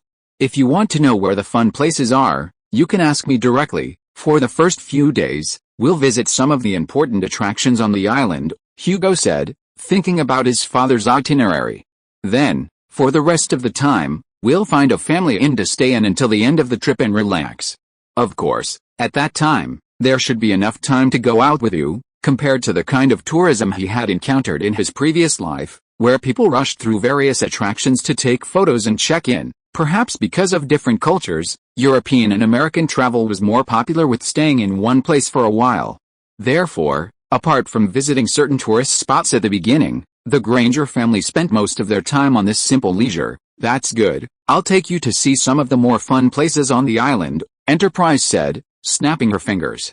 And you know, yesterday I returned the wallet, and then I found some very interesting things with the owner who lost the wallet. I can take you and your sister to see it then. Obviously, Enterprise was planning to make that matter a surprise for her admiral. Therefore, Hugo asked her for a long time on the road, but couldn't get her to say what this so-called interesting thing was. But it should be related to the magical world here in America in the next few days. The Granger family visited several famous attractions on the island of Hawaii. After they finished their 5-day tour and returned to Oahu again, they came to an apartment in Honolulu specifically for tourists and began to enjoy the leisurely time for the remaining half-month. On the morning of the second day after they moved into the tourist apartment, after breakfast, a seagull appeared on their balcony. And when Hugo and Hermione came to the balcony, the seagull not only didn't run away, but also stretched out one of its feet to Hugo and them. At this time, they realized that there was a very small metal box on the seagull's foot. It's not time for the school to send us letters yet. After Hugo opened the small box, which had obviously been cast with a space expansion charm, several parchment letters jumped out of the box. But soon, Hugo figured out where they came from the words on the envelopes. It seems that the postcards we sent to our friends in New York before have arrived, and here are their replies, Hugo said to Hermione while looking at the envelopes in his hand. This is Chu's, this is Penelope's, this is Venato's, this is Firefly's, even Ron sent us a letter. It seems that everyone is having a good vacation, and their progress on their homework is about the same as ours. As a girl whose talent can only be considered relatively good, but who is extremely serious and hard-working in her studies. After receiving letters from her friends, Hermione went to see how everyone's homework was doing as soon as possible. Please, it's a vacation now. Hugo shook his head helplessly and said, I know doing homework and studying are important, but there's really no need to remind me of this all the time. By the way, have you noticed that these letters seem to be a little less than we expected? That's true. After flipping through all the letters in her hand, Hermione turned to look at Hugo and said, "Why isn't there a letter from Harry here? If I remember correctly, we clearly mailed Harry a postcard before. He shouldn't not reply to us." Everyone clearly said on the train before that they would contact each other during the summer vacation. Maybe something is delaying him over there, Hugo said. Of course, he knew that this should be Dobby's doing. It seems that the influence of what he did last semester was not as great as he thought, so old Malfoy will probably still use Voldemort's Horcrux to cause trouble as in the original text. I hope he can solve the problems he encounters as soon as possible. After hearing Hugo say this, Hermione didn't think much about it. After all, it's normal for people to forget to reply to their friends when they have urgent matters. After all, Mom and Dad have agreed that we can invite him to come to our house for a short stay during the holidays. The Granger couple are very supportive of their children making some excellent friends at school. And for them, a child like Harry, who was born an orphan and has always been dependent on others, but has always maintained high morale and a kind heart, is indeed the most ideal friend for their children. As for the fact that Harry's academic level is only average to above average and he is a bit unspecialized, the Granger couple don't think this is a serious problem. Unlike parents in the East, although European and American parents also care about academics, they don't put this matter in the supreme position, at least in their opinion. Harry being able to obtain a position similar to a quarterback in a team ball sport that is not the most popular in the world is already enough to illustrate his excellence. Just as Hugo and Hermione were starting to look at their friends' letters one by one, there was a sudden knock on the door. When Hugo ran to the door and opened it, he found Enterprise standing at the door wearing a trench coat at this time. Chapter 111 Visits to Companies. "May I ask who you are?" Mrs. Granger asked with a questioning look after seeing a young woman who looked somewhat familiar to her appear at the door. Then, turning to Hugo, who clearly knew the young woman, she asked directly, "Do you know this young lady? Is she a friend of yours?" "Yes, she is a friend my sister and I met yesterday," Hugo said, looking up at his mother. "We met her yesterday at that wizarding market. A thief stole my wallet, and she caught the thief and helped me get my wallet back." "That's right, that's when I met your children. Then, while registering after catching the thief, I discovered through chatting that I had some common interests with him, so we naturally got to know each other," Enterprise said. "Oh, I forgot to introduce myself earlier. I'm Enterprise Halsey, an Auror who just resigned." Auror. Mrs. Granger didn't immediately react to the word, but Mr. Granger, having discussed many things related to the magical world with Hood and the others, quickly realized what it was. An Auror is a type of profession for wizards, similar to our police. "Yes, it is indeed similar to your police or disciplinary forces of you non-magical people," Enterprise nodded and said. "However, because our numbers are much smaller than your police force, our work is not only dangerous but also very busy." Oh, I see." Mr. Granger nodded and quickly stepped aside, then, along with his wife, invited Enterprise into the living room by the coffee table. Then, offering tea, he asked, "So, Miss Halsey, may I ask what brings you here today?" "It's like this," Enterprise said, taking out a few photos from her wallet and then saying to Hugo, "When I was chatting with you two siblings yesterday, I kept thinking you two looked familiar.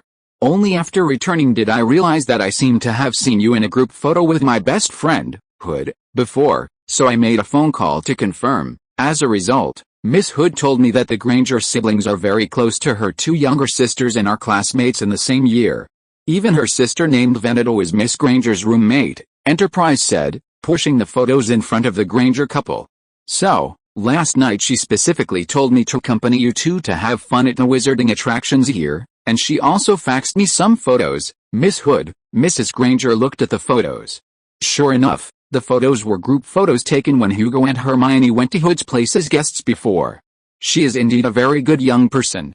In my impression, she is a down-to-earth, hard-working, and very kind and considerate girl." "I have something to go out for a bit," Mr. Granger said, temporarily getting up from the coffee table and walking into the room, while Mrs. Granger stayed there with Hugo and Enterprise to chat. However, Hugo soon heard his father making an international call to Hood in the bedroom inside. Since Hugo and Hermione often ran to Hood's place during the last Christmas break, Mr. Granger, out of concern for his children, naturally wrote down Hood's phone number in his notebook. And at this time, he could use this phone number to verify Enterprise's identity. After all, There were many places in the wizarding world that he couldn't accompany his children to. Letting the children give up such opportunities to broaden their horizons was naturally not a good idea. Therefore, he supported someone taking his 2 children to visit those places, but considering safety issues, he still needed to call to confirm. Obviously, Hood, who could learn about Hugo's situation in real time through the Admiral network, would definitely not show any flaws in this inquiry. In just a few minutes, she successfully made Mr. Granger confirm Enterprise's identity and genuinely recognize her as a reliable person. You said you plan to spend some time visiting the local wizarding attractions. Are there many wizarding attractions on such a small island? Mr. Granger asked after returning from the bedroom and sitting down, having overheard Enterprise introducing the upcoming itinerary to Mrs. Granger. Of course, there are not only many, but also a lot, Enterprise said, taking out a booklet and saying, here is the largest wizarding commercial district in the entire Pacific Island region, the most beautiful pure wizard village. There are also many great seaside tourist destinations and magical creature reserves distributed on nearby islands and surrounding waters. After all, the sunshine, beaches, and beautiful sea on this small island are a great attraction to everyone, whether they have magic or not. For example, this, Enterprise said, opening the travel brochure in her hand and pointing to an image that looked like a GIF. The waters around Hawaii Island are the daily habitat of the cloud whale. It is a giant magical creature that can reach about 120 meters in length and looks very similar to the whales in the ordinary human world. However, unlike the whales in the ordinary human world, this cloud whale usually chooses to live in the waters near Hawaii, and during the breeding season, which occurs once every 3 years, it will return to the coast of China to spend a year raising its offspring. What's even more special is that they not only swim in the water but also fly in the sky. What a magical animal, Mrs. Granger said with emotion after listening. Then, she asked a very curious question. But this whale is not only so big, but it also flies, so why have we never seen them? Because this whale has a strong ability to hide. Its skin will change with the surrounding environment. At the same time, they only fly when the sky is covered with dark clouds. So it is difficult for ordinary people to find them. However, this does not mean that people who do not know magic cannot see them. For example, in China, on the other side of the sea, some ordinary people have seen this creature and named them Kun. And here we also have countless legends about sea monsters. Enterprise paused here, but everyone just treats this magical creature as a legend and has never taken them seriously. It seems that's really the case. We always turn a blind eye to some things. After listening to Enterprise's words, Mr. Granger shrugged helplessly and said, in that case, it's indeed a good thing to go see those rarer things, but wouldn't it be too much trouble for you to accompany them? No, of course not. After all, it's also my first time here, and it's naturally a good thing to have someone accompany me. Enterprise shook her head and said, after all, I've been working in the mainland before, and this is also my first time traveling here. So traveling with the children will not affect my itinerary. If that's the case, that would be great, Mr. Granger said with a smile after hearing Enterprise say this. Then I'll have to trouble you for the next period of time. Chapter 112 Coconut Tree Town. Where are you planning to take us first? After saying goodbye to his parents and going downstairs, Hugo immediately asked Enterprise, I see there are many places to visit on this island. Are we going to the Cloud Whale Sanctuary, Mermaid Town, or Coconut Tree Town over there later? Let's go to Coconut Tree Town first, because it is the largest wizard settlement in the Hawaiian Islands and even the entire Pacific Island region. After all, the Cloud Whale Sanctuary requires advance reservations. And since this is our first time on this island, it's more appropriate to go to the wizard settlement, which is the most representative place on the island. I heard there are many interesting things there, but we've almost run out of money, Hermione said a little embarrassedly after getting into the car.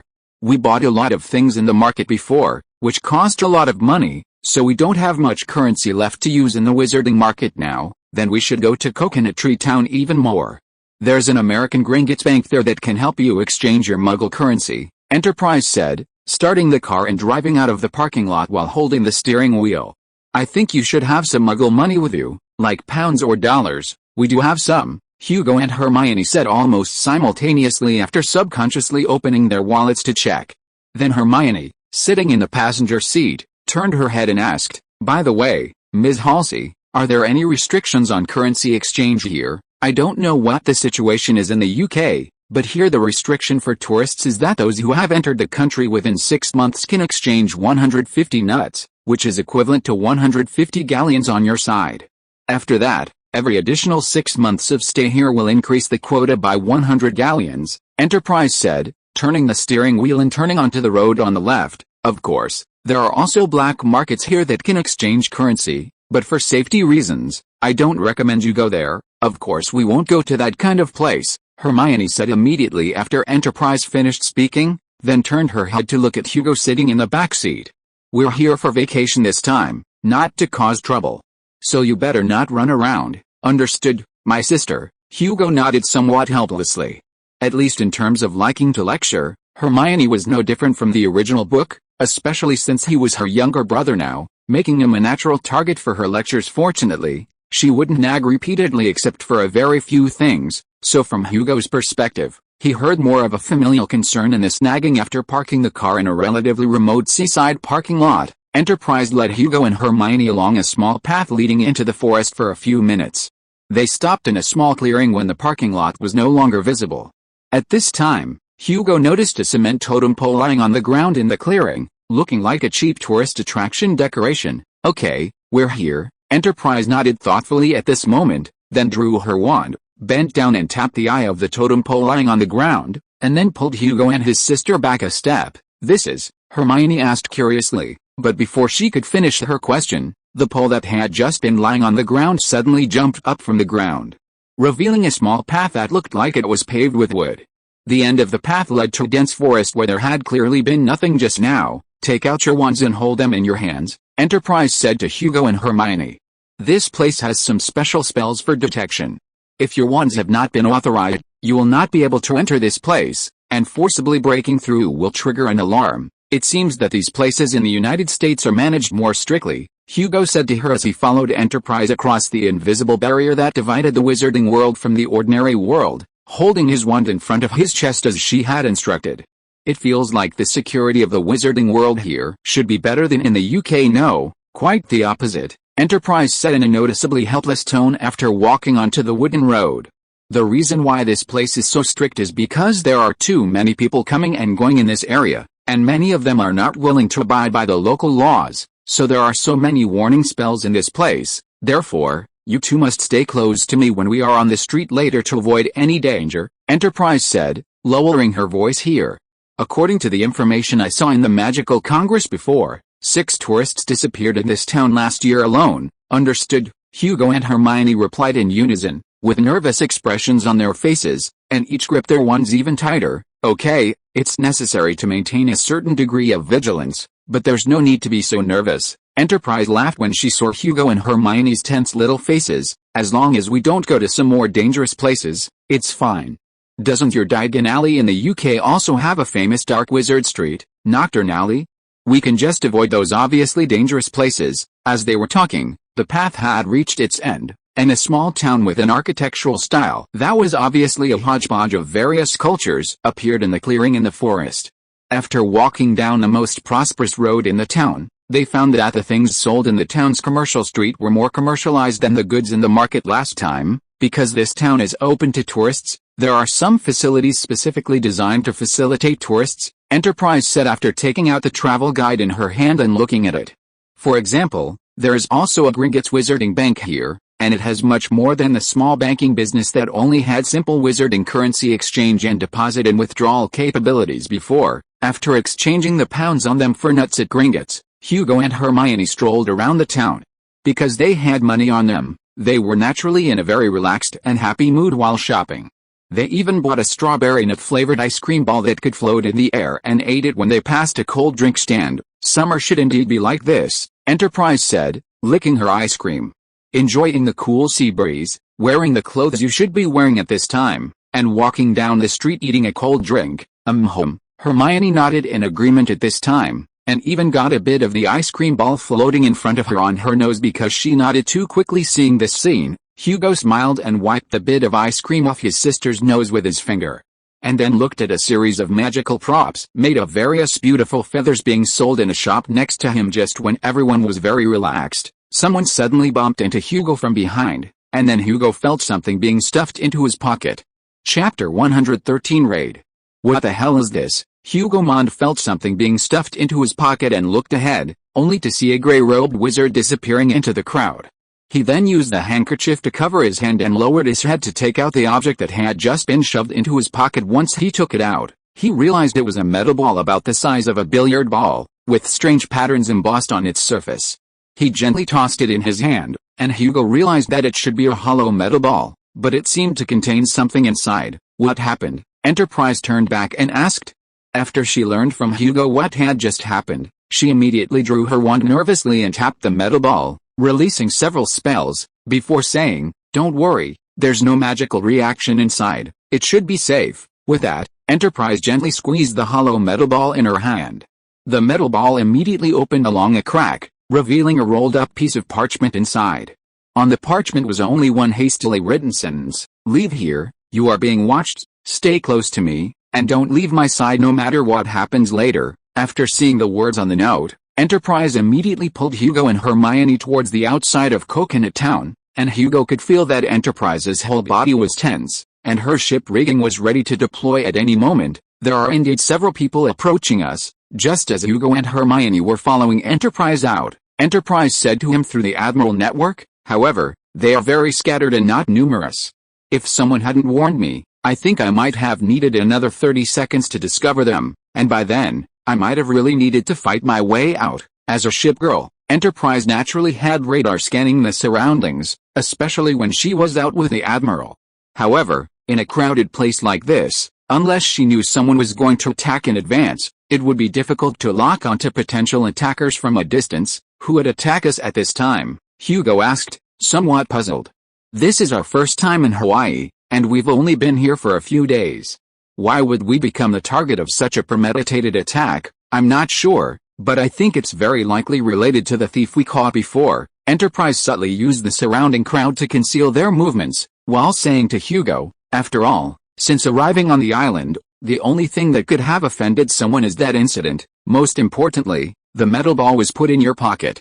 That is to say, the person who warned us thinks that you will be the core target of the revenge. Go this way." Saying this, Enterprise took advantage of several tourists blocking the pursuer's line of sight and suddenly spread her arms, picking up Hugo and Hermione, then lightly tapped her toes and slipped into a nearby alley. After entering the alley, Enterprise stepped in the cracks in the brick wall and went all the way up, then leaped onto the roof and condensed a little magic on her feet, carrying herself and running in another direction on the roof, and as she did so, she also summoned a magic barrier covering the three of them to shield Hugo and his sister from the wind. Less than 15 seconds after they left, two wizards in ragged robes rushed into the alley, panting.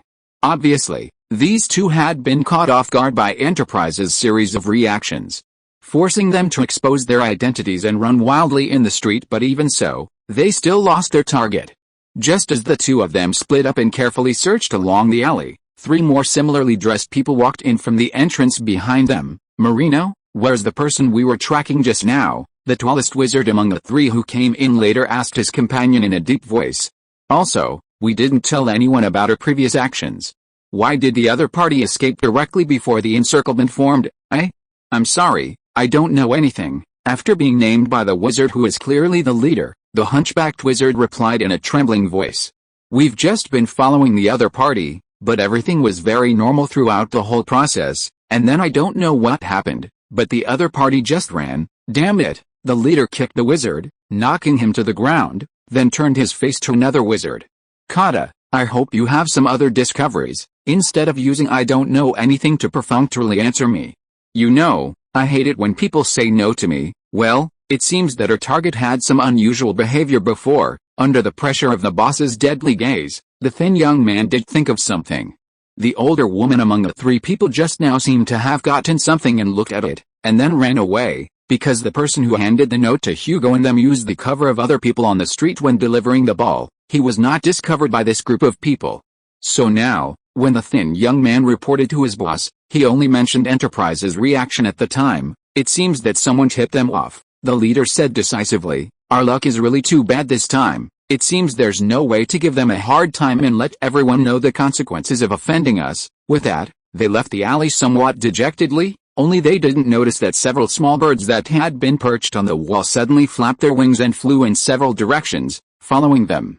and when the birds took off, a little bit of blue paint was revealed at the base of their feathers. It seems that the other party had a temporary intention to attack us. Enterprise saw the every move of the attackers through the fighter jets released earlier, and then said to Hugo through the Admiral network, "Moreover, judging from the situation just now, the other party only wanted to use us as a target to kill the chicken to scare the monkey, and did not intend to continue chasing us." At this time, Enterprise had already changed the clothes of herself and Hugo and his sister through transfiguration, and then disguised herself as a country witch, bringing her children to shop.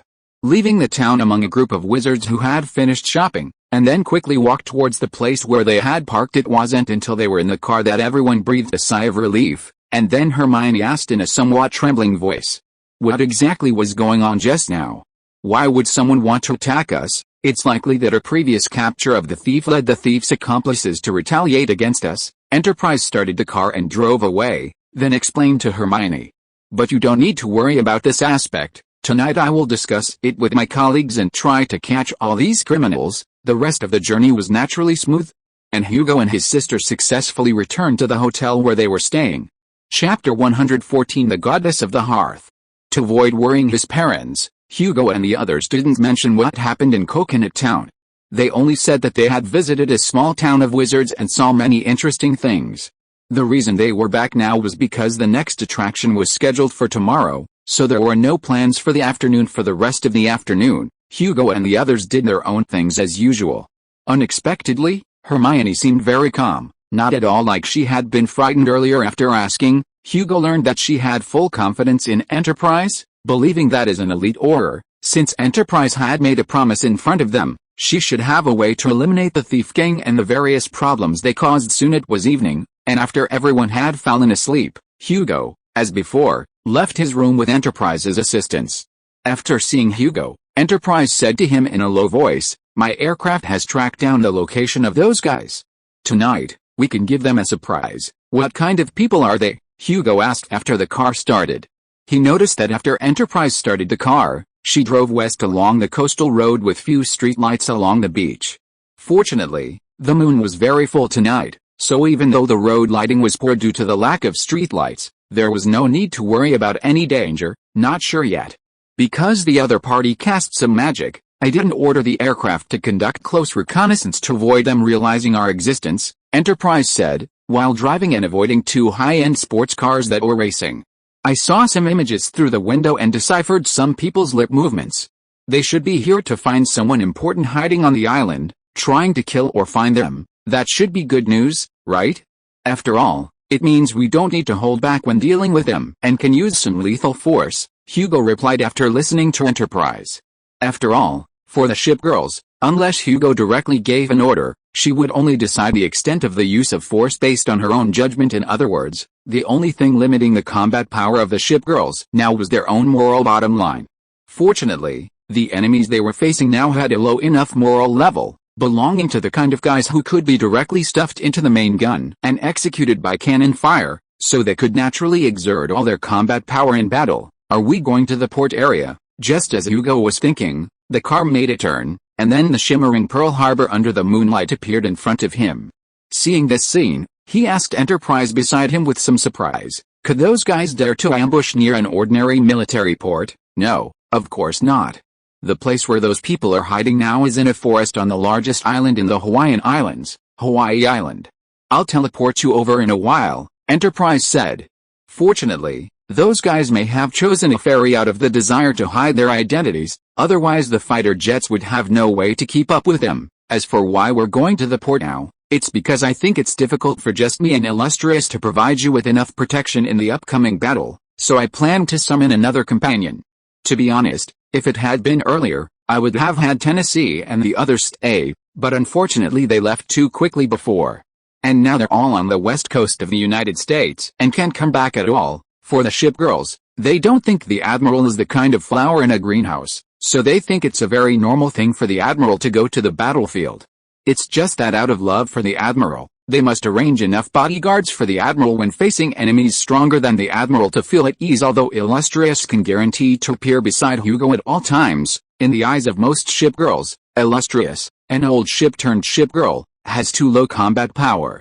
So Enterprise felt that she had to find another bodyguard for Hugo to ensure that there would be no problems in the upcoming battle. "Are there any shipgirls in the Pearl Harbor port area that can be summoned?" Hugo asked with some confusion. "If I remember correctly, we searched the berth from beginning to end that day, but we didn't see the 7th ship appear at all. So where would that shipgirl be? Still in Pearl Harbor?" At this time, the car had reached the seaside, and then Enterprise suddenly turned the steering wheel, causing the car to drive north along the coastline, and she's a real old senior. Soon, the car stopped at a row of small ports on the east side of the port area. Then Hugo was carried by Enterprise across the sea to a black pier.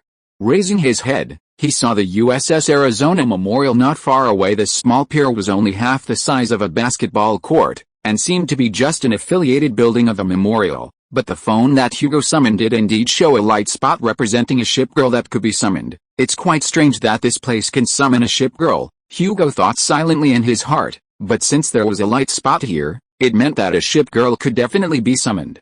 Sure enough, after the summoning ceremony was completed, a pink-haired girl appeared in front of Hugo. "Vestal's here. As long as I'm here, no one will be hurt." After saying her opening lines, Vestal looked around and then happily said to Enterprise, "Huh, Enterprise, you're here too?" After seeing Vestal, Hugo immediately remembered what was going on. Back then, because that repair ship was too old, she was completely dismantled not long after the end of the war, and no relics were left behind. The only thing related to her was a pier of the same name in Pearl Harbor. Now that he thought about it, the pier where Hugo and the others were should be that pier also called Vestal. As Vestal's last relic, it was no wonder that this repair ship could be summoned. After exchanging a few pleasantries, Enterprise immediately teleported Hugo and Vestal again. Hugo felt as if Enterprise's hand was about to break free from his, so he quickly grabbed it tightly. Then he found that the surroundings had become pitch black. He was subjected to strong pressure from all directions, making it impossible to breathe, feeling as if he had plunged into the deep sea. Fortunately, this process was fleeting, and Hugo's body had been strengthened many times. Therefore, after a feeling of being squeezed out of a very narrow rubber tube, Hugo returned to normal in 1 or 2 breaths, and then felt that the air around him suddenly became a lot more humid. He looked around and found that the coastline and pier had all disappeared, and the surroundings were a dense tropical rainforest. Fortunately, the bright moonlight of the full moon shone on the ground through the gaps in the branches, allowing them to see clearly what the surrounding situation was like. "Our target is ahead," Enterprise said at this time, pointing to a very faint light in the distance. "The other party's camp is built on the hillside, so we have to go around a little more from the side to avoid being discovered by the other party before launching an attack." "Understood." Hugo and Vestal nodded at the same time, and then followed Enterprise up the hillside from the side. Chapter 115 Night Raid. 20-odd minutes later, Hugo and the others bypassed a magic defense line of that small temporary camp by way of a mountain cliff that normal humans basically couldn't pass. Then, they raised the binoculars in their hands and looked towards the camp on their lower side. At the same time, Enterprise released a series of fighter planes disguised as small birds to patrol the surrounding area. This group of people shouldn't have been recruited temporarily. They are likely some kind of professional team. After a brief observation, Enterprise, with her abundant combat experience, quickly discerned the specific situation of the camp below. There are about 12 people in the camp, but I don't know why only 2 of them are patrolling outside right now. Is there something wrong with having 2 people patrol outside out of 12? Hearing Enterprise say this, Hugo seemed a little puzzled and asked, "I don't think it's necessary to send so many people out on patrol, especially since it's night. At least, in my opinion, those people have probably gone back to sleep." "No, you don't understand the situation here." Enterprise contacted the carrier aircraft to expand the reconnaissance range while whispering, "During the day, in addition to the 2 people stationed in the camp, there are also 2 patrols, each with 2 people. For a professional team, withdrawing the patrols at night, when it's more dangerous, is obviously not a normal thing. More importantly, I've never seen those 2 people on night watch before." When I followed Enterprise's plane through the Admiral's network, Victory, standing on Hugo's shoulder at this time, tugged at his ear, prompting him to turn his head. Then, she explained, although their wizard robes look no different from ordinary wizard robes, the texture of their robes is clearly very high-end, and the accessories are also exquisite items. As a system spirit-like existence, Victory can roam through every network node through the Admiral's network, and she is naturally very curious about all kinds of new things. So, She simply hitched a ride on the fighter plane that Enterprise sent for reconnaissance yesterday, so she spotted the oddity at a glance. What? Hearing Victory say this, Hugo immediately looked at those two people through the binoculars. Although he couldn't temporarily distinguish the texture of the clothes on these two people, their unprofessional appearance made them seem like they were here for a trip, not on night watch. In other words, there might be something more dangerous hidden in those tents around now. After seeing the situation inside this camp clearly, Hugo frowned. It's a pity that we have no way to do further reconnaissance now, otherwise, maybe we could make some targeted preparations. Although the entire camp looked like an ordinary mountaineering camp, with only a bonfire in the center of the camp and 6 ordinary-looking small tents around the bonfire, considering that the Wizarding World sells tents with special magic cast on them, it was hard to say how many people were actually inside these tents. At least in Hugo's opinion, those 2 guys who were ostensibly on guard looked like bait placed outside. And those tents by the bonfire, which looked like they could only fit 2 people, could at least fit an Indian motorcycle and all its passengers, so it was really hard to fathom how much power was hidden in the camp. There's no use thinking so much now. Since we're already here, then the operation definitely can't be. Just as Enterprise was saying this, preparing to rush out with Vesta, she suddenly paused and made a gesture for silence. It seems like someone else is approaching this camp now. Let's watch and see. Hearing Enterprise say this, Hugo and the others immediately ambushed themselves and then connected to the perspective of Enterprise's fighter planes through the Admiral's network. Soon, 3 young people wearing robes that looked like ghillie suits appeared in the view from the fighter planes. Judging from the magic wands they held in their hands, they should be 3 wizards wearing ghillie suits. They slowly approached the small camp on the hillside like ghosts. Unfortunately, they were clearly lacking in experience in this regard, so although they avoided several obvious warning spells, they still triggered a hidden warning spell about 20 meters away from the camp. After this warning spell was triggered, there were no obvious sound or light effects, but Hugo and the others found that the 2 people who had previously looked leisurely roasting a fire and drinking tea quietly reached into their robes under the cover of the fire, obviously grabbing their magic wands and preparing to make some retaliatory actions. Next, enter a state of war. All of our communication will use the Admiral's network, Enterprise said through the Admiral's network. Also, Victory, no matter what happens next, you must stay by the Admiral's side. If you encounter danger, take the Admiral away from the battlefield immediately. After speaking, Enterprise set off with Vesta. When they left their hiding place, Hugo was surprised to find that although the road from their hiding place to the camp was covered with a layer of leaves and dead branches that had accumulated for an unknown amount of time, the 2 ship girls made almost no sound when advancing through the forest. We can adjust our own weight, because everyone was now connected to the Admiral's network and had released their souls. Victory, who had already returned to her human form, quickly understood what Hugo was thinking and then replied, "The upper limit of weight adjustment is the fully loaded tonnage in our ship's history, while the lower limit is equivalent to the weight of a rivet on the ship.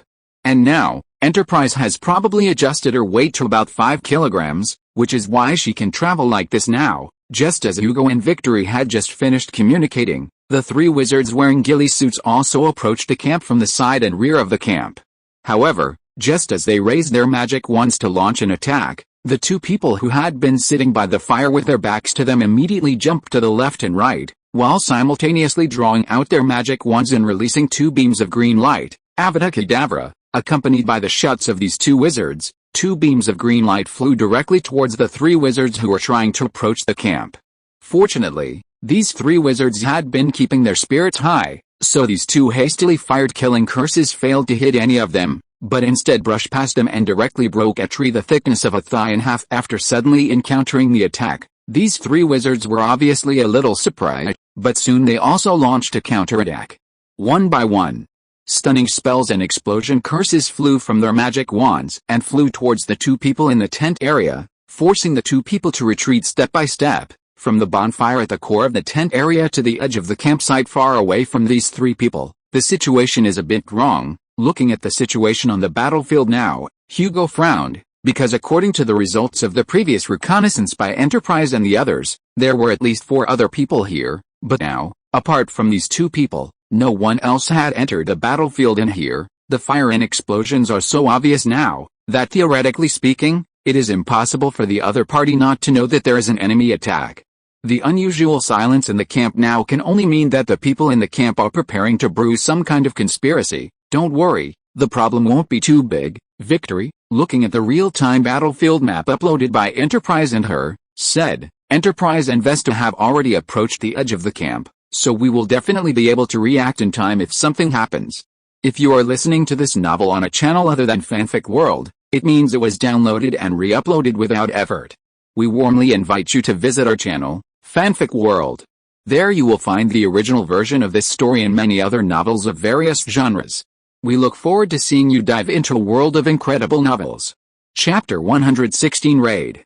Although it was impossible to know the exact identities of the people in the camp and the attackers, Hugo and the others roughly divided these people into factions. The people in the camp who launched attacks and started with a killing curse were clearly not good people. On the other hand, the attackers mainly used stupefying exploding charms, and the deadly exploding charms were often not directed at people, so they didn't seem like bad people. The situation on the battlefield changed quickly. Hugo and the others watched as the three wizards who had been wearing ghillie suits shed their concealing robes, which were quite good at hiding but somewhat cumbersome. Then, wearing neat and tidy denim outfits underneath, they rushed out of the forest and across a clearing towards the camp. Meanwhile, in the jungle on the other side of the camp, Enterprise and Vestal had also moved to the edge of the jungle.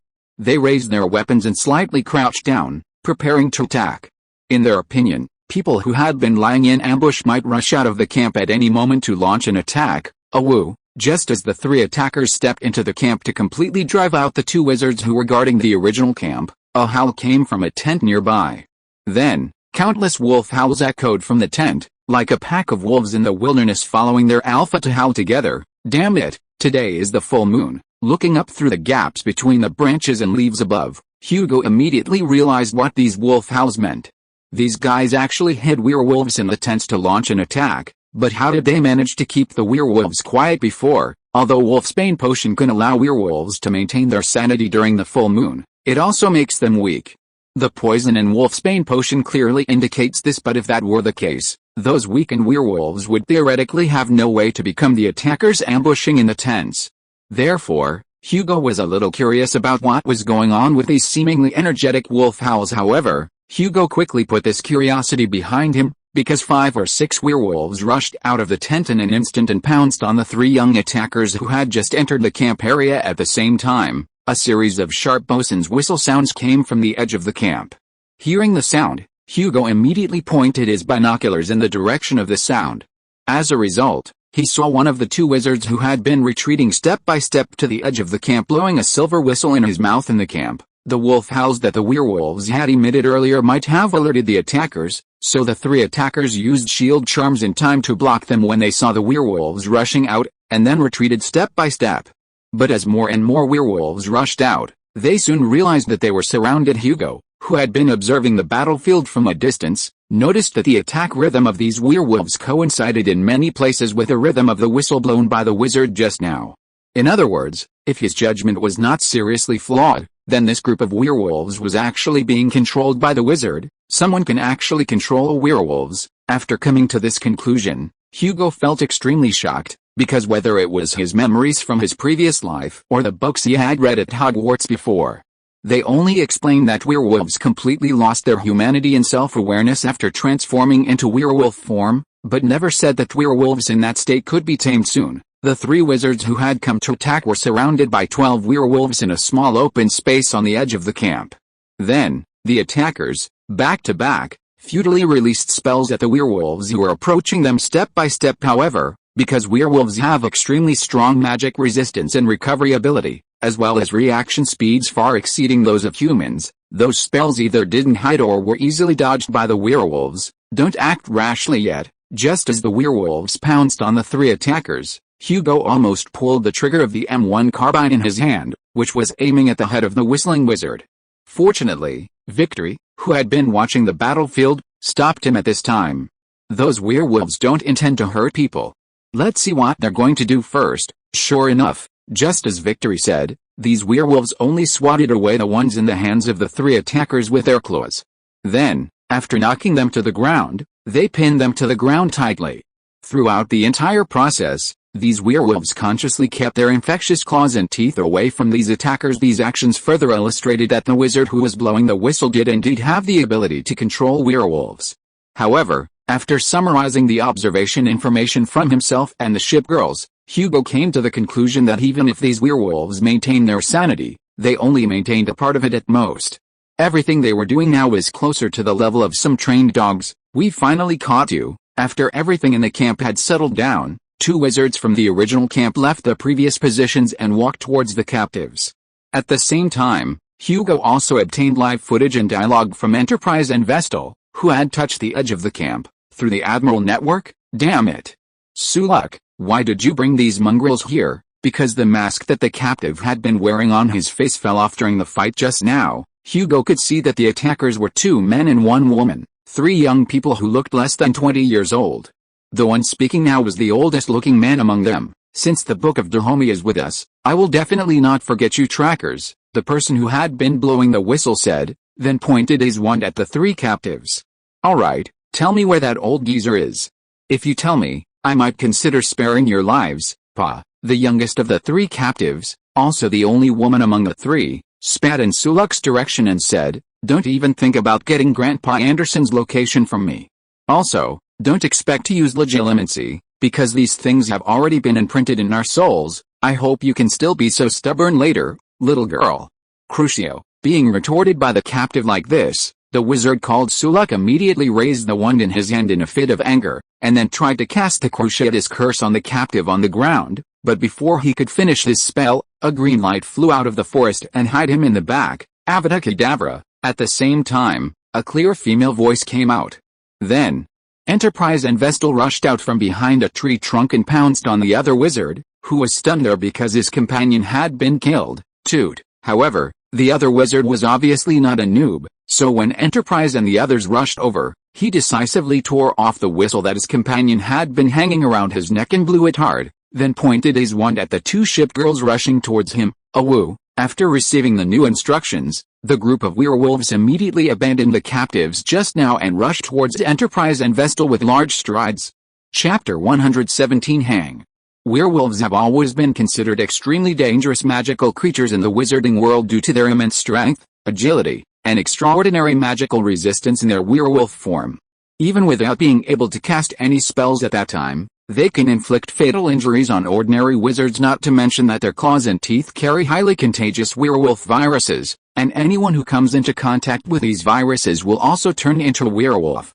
Therefore, everyone is very cautious when fighting them, fearing even the slightest contact.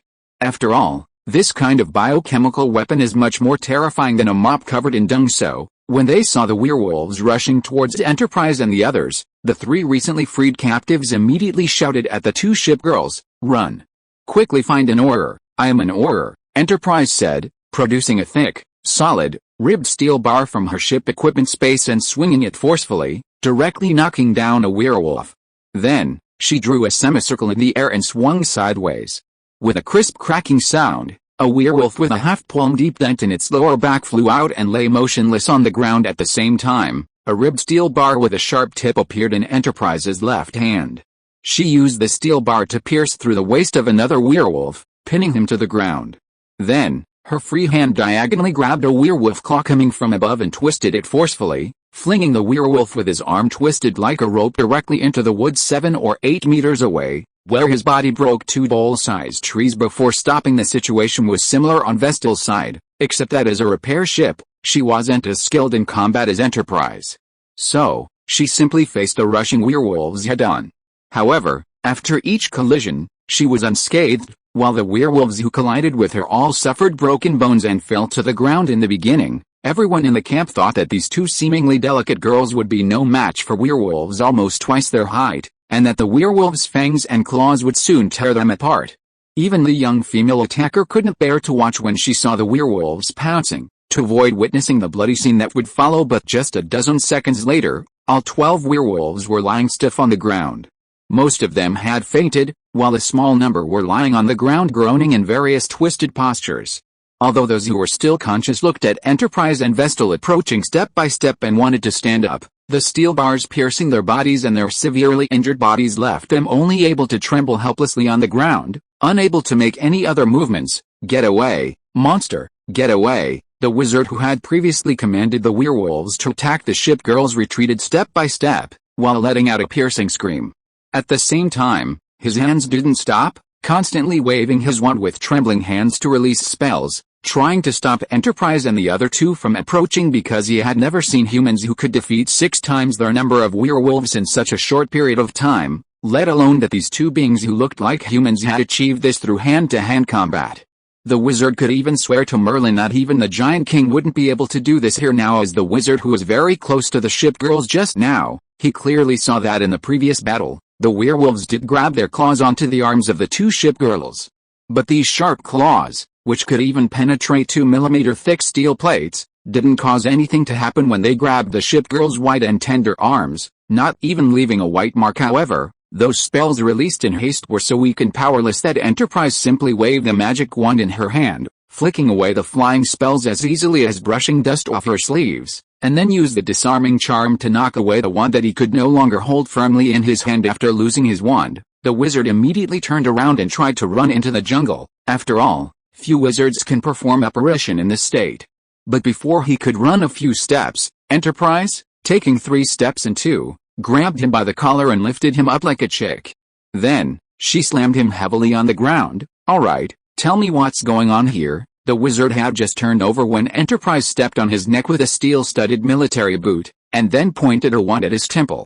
"Of course, if you don't want to talk, don't blame me for using some methods on you. I'll talk, I'll tell you everything." The wizard, who had been scared out of his wits by Enterprise and Vestal just now, said tremblingly, but soon he fell silent. Only the expression on his face became more and more distorted, and large drops of sweat seeped out of the pores of his facial skin. "What's going on?" Enterprise looked at the increasingly pale face under her feet with some doubt. "Is it a magic similar to the unbreakable vow? But the activation of that kind of magic should have signs." Enterprise, I think I roughly know what's going on." Hugo, who had watched the entire process, immediately said through the Admiral network after hearing what Enterprise said, "I think this person is in this state now because of fear. After all, what you just asked was too general. He may not know what information you want to know." After being reminded by Hugo, Enterprise immediately woke up and began to ask the wizard under her feet all kinds of questions. As she asked question after question, the truth of a large number of events was gradually extracted. The whole thing needs to start with the current situation of the American wizarding world. Unlike those small countries in the European wizarding world, the huge area and massive wizarding population of the American wizarding world allow for more possibilities. For example, in addition to Ilvermorny, a large number of wizards in the American wizarding world receive traditional family or apprenticeship education. For example, both of these groups of wizards today are like this. They all come from a famous voodoo sect in the American wizarding world. And the 2 wizards who manipulated the werewolves just now and the 3 wizards who attacked the camp before were originally from the same sect. Even 5 disciples taught by the same master. Although the word voodoo tends to be pejorative in both the wizarding and muggle worlds, it is actually just a transliteration of the word spirit. This school of magic originated in Africa, and after some African wizards arrived in the Americas and absorbed magic from Europe, it slowly formed a unique school. Like normal magic schools, voodoo magic involves all aspects. But because of the previous experience and origin of this magic, most of its magic is related to revenge, harm, and hatred, which has caused some prejudice against this magic. Of course, it is difficult to say that this prejudice is others looking at them with colored glasses. After all, the Voodoo Church's record in this regard can be said to be not very good. According to Enterprise, at least the records of Voodoo Church wizards harming people in the American Magical Congress are almost equivalent to the total of wizards from other schools. But this does not mean that the Voodoo Church is evil. There are still some voodoo wizards who adhere to the good thoughts in their hearts and use magic for good aspects such as healing or construction. And the reason why Hugo and the others were involved in the conflict this time was actually that they were accidentally involved in a civil war that broke out among wizards with different views in a voodoo wizard faction. Chapter 118 Reason. During the Enterprise's interrogation, the 3 wizards who had escaped earlier returned to the camp and immediately began arguing with the surviving prisoner. As they argued, Enterprise and the others, who had been listening from the side, gradually pieced together the whole story and understood the specifics of what had happened. According to the 3 attackers, the wizard killed by Enterprise and the wizard who summoned the werewolf were their 2 senior brothers, who had been studying the offensive parts of voodoo magic. However, Because they repeatedly attacked innocent people under the lure of profit, their teacher naturally expelled these two students. Because their teacher had noticed that these two were not of good character, he intentionally skipped some of the more cruel and powerful dark voodoo magic when teaching them, so they were not taught those spells. Therefore, after being expelled, they had always hoped to learn those spells. However, their level was far from that of their teacher, so they tried to steal a magic book containing the knowledge of their lineage's inheritance. As a result, the two of them failed predictably the first time they tried to steal the inheritance magic book. However, considering their past relationship as master and disciples, the old wizard named Anderson spared their lives. But when he confiscated everything from them and drove them away, Anderson specifically warned his two former students that this was his last act of forgiveness. If they ever appeared before him again, he would not hesitate to use certain curses to take back all the power they had acquired after driving away his two betraying disciples. Anderson also realized the danger he was now in. So, he took the other three students who were willing to follow him wholeheartedly to study voodoo magic and left their original place, moving into a small Muggle village. Then, he began a new life. It must be said that the Muggles in these mountain villages were indeed very simple and honest. When they first arrived in the village, they took the initiative to help them build houses and sold them some plants and daily necessities at low prices, treating them as members of the village. Therefore, after a period of time, they quickly integrated into the life of this mountain village. After a year or two of such stays, the return of a villager who went to work elsewhere broke the silence of this small mountain village. Because this villager was bitten by a werewolf while working outside, he himself turned into a werewolf, which brought great trouble to the mountain village. For several months in a row, this werewolf roamed around the village every full moon.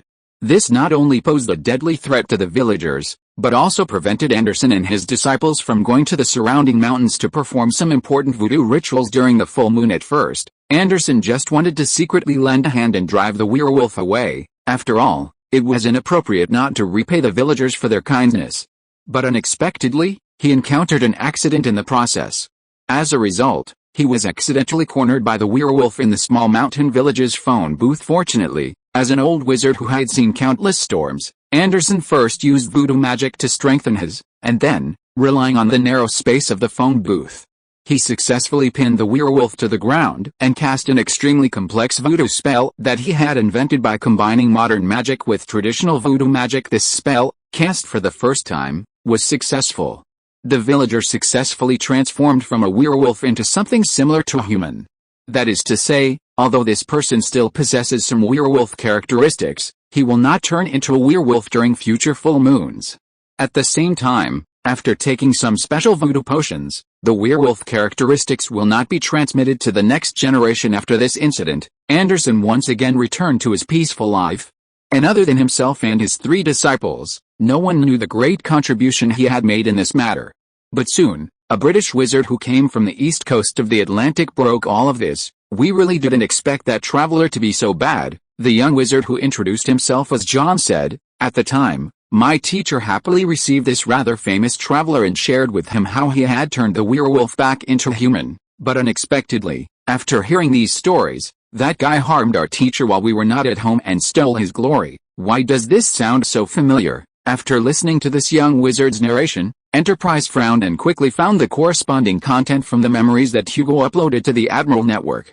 "Are you talking about a British man named Gilderoy Lockhart?" "Yes, that's him," John said, while the two young wizards behind him also showed anger in their eyes. "It was this person who took advantage of our absence to drink with our teacher and then asked him how he dealt with a werewolf, and then gave our teacher a very powerful obliviate spell. At first, we were worried that the wizard named Lockhart wanted to steal our inheritance, but when we checked at the time, we didn't find any books missing," said Jenny, the black witch with dreadlocks. "Finally, it wasn't until I accidentally went to New York on business that I saw the book Wandering with Werewolves that I realized what the dirty guy had done. Since our teacher was cast with the obliviate spell by that bastard, his soul has been damaged. Obviously, in order to prevent our teacher from thinking about the crimes he committed, the other party specially strengthened the power of the obliviate spell." Finally, the red-haired voodoo wizard apprentice, Wilson, said.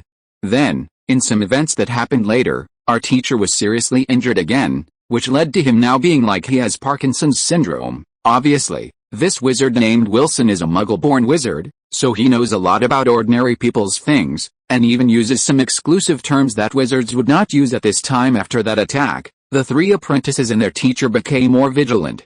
But what they didn't expect was that after Lockhart's book was publicly released, the two senior brothers who had been expelled realized their existence through the detailed descriptions in the book and locked onto their location, then brought a group of dark wizards to attack the small mountain village in this battle. Because Anderson's soul was damaged and the number of attackers was more than they imagined, they ultimately only managed to escape with their lives, while the most important book in the lineage's inheritance, the Book of Dahomey, fell into the hands of the two senior brothers who had already been expelled at the same time. It was also in this battle that Anderson's soul was severely damaged again after being hit by the Cruciatus curse, to the point that he has now completely lost his ability to cast spells and even most of his self-care abilities. That's what he deserves. The dark wizard who was being stepped on by Enterprise shouted frantically when the three apprentices showed sad expressions. If that old guy had given these things to us earlier, then none of what happened later would have happened. Chapter 119 Finish. Although the captured dark wizard roared madly, venting his inner anger and fear, this naturally couldn't change the fact that he had been captured. At the same time, his roar also confirmed that Enterprise hadn't killed the wrong person. These two guys really deserved to die as dark wizards, perhaps because he realized there was no hope of escape. The captive became like a bamboo tube pouring out beans, answering every question asked. He even volunteered information that wasn't asked. And from his tone, one could tell that he was very pleased with the evil deeds he had done. The reason for attacking Hugo and the others was simple. After arriving in Hawaii, they found themselves short of money and sent people out to steal and rob. As a result, Hugo and the others accidentally caught one of the werewolves who went out to steal. Even more coincidentally, the wallet that Enterprise found earlier belonged to one of the three young voodoo apprentices.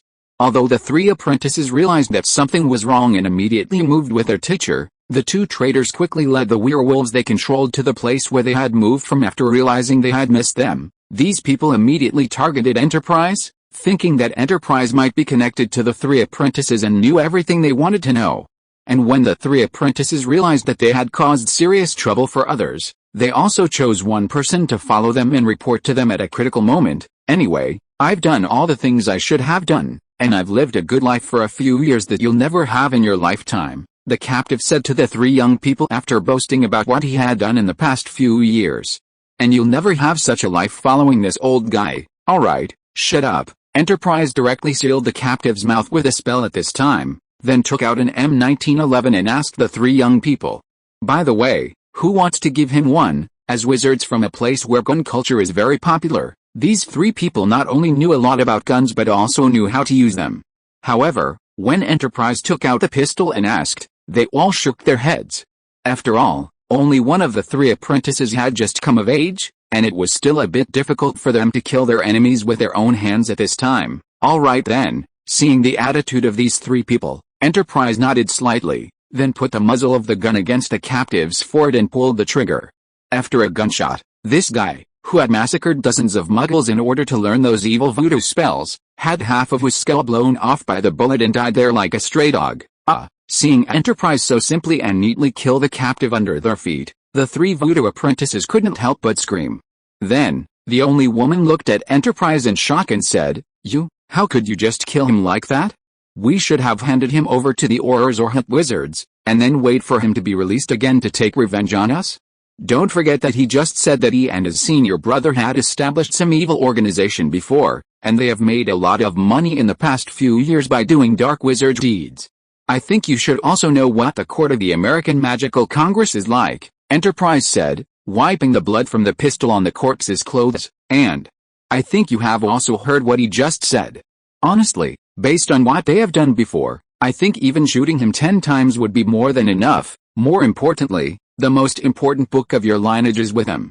If he is alive, once the news of this book is leaked, it will attract countless guys who want this book. Enterprise stood up and stared at the three young people and said, and I think you shouldn't want your teacher or even yourselves to face such danger, right? Yes, we don't want to, the oldest wizard apprentice, named John, said. After the teacher became completely senile, he led his junior brothers and sisters to Hawaii.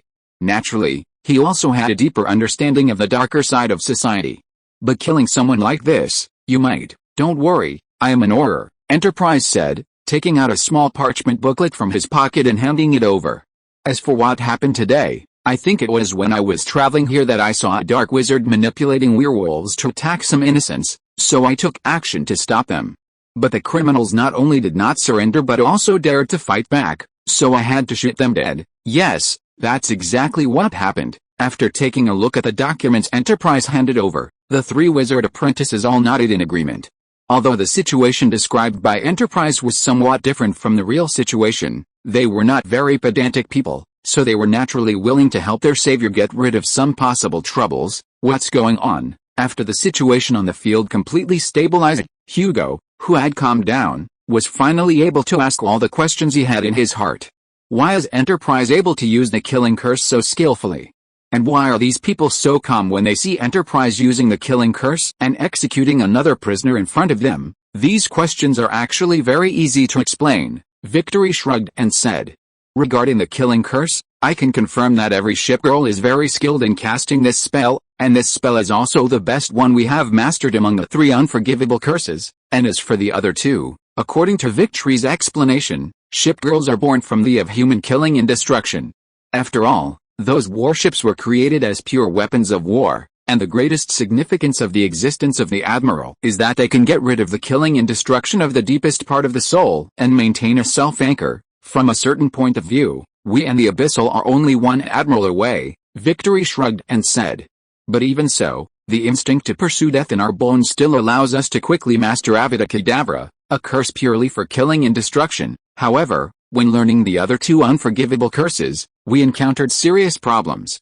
None of us can learn the Cruciatus curse, because we really can't find the feeling of wanting to torture people. Even if the ship girls sometimes have to take certain measures to interrogate information, they only regard it as an optional procedure in the inquiry. It is impossible to produce the kind of emotion that simply wants to torture someone, let alone the kind of perverted hobby. As for the Imperious curse, it's almost the same. Only Glorious, St. George, and Zershinsky can successfully master this spell, while others can only barely get started with a spell. Speaking of this, Victory looked helpless. In the wizarding world, many spells require specific emotions to be released smoothly, but we are different from normal humans after all, and it is difficult to produce the emotions required for certain spells. It doesn't matter, it can't be said to be a bad thing, Hugo said with a smile. Ship girls can actually be regarded as existences that integrate a bright side of human beings, and rarely have those dark thoughts. In this case, it is naturally difficult for them to release some spells that require those dark emotions to be applicable. As for the reason why the three apprentice wizards didn't feel anything wrong when they saw Enterprise killing someone in front of them, it was also very simple. That is, the Aurors and Hot Wizards in the United States face suspects who are much fiercer than their British counterparts, so naturally, they have much looser permission to use deadly force than their British counterparts. Therefore, these Aurors and Hot Wizards, like their counterparts in the Muggle world, have a tendency to use deadly force to some extent. Things like shooting criminals are also common, so the local wizards and intelligent creatures are already more accustomed to their practices, not to mention that these two people really deserved to die at this time. The female Hearth Spirit, who had been quietly staying by Enterprise's side, also took out a very old parchment book from the pocket with an undetectable extension charm that the dark wizard who had been controlling the werewolves with a whistle was carrying. Then, she handed it to Enterprise in front. Chapter 120 Subsequent Processing.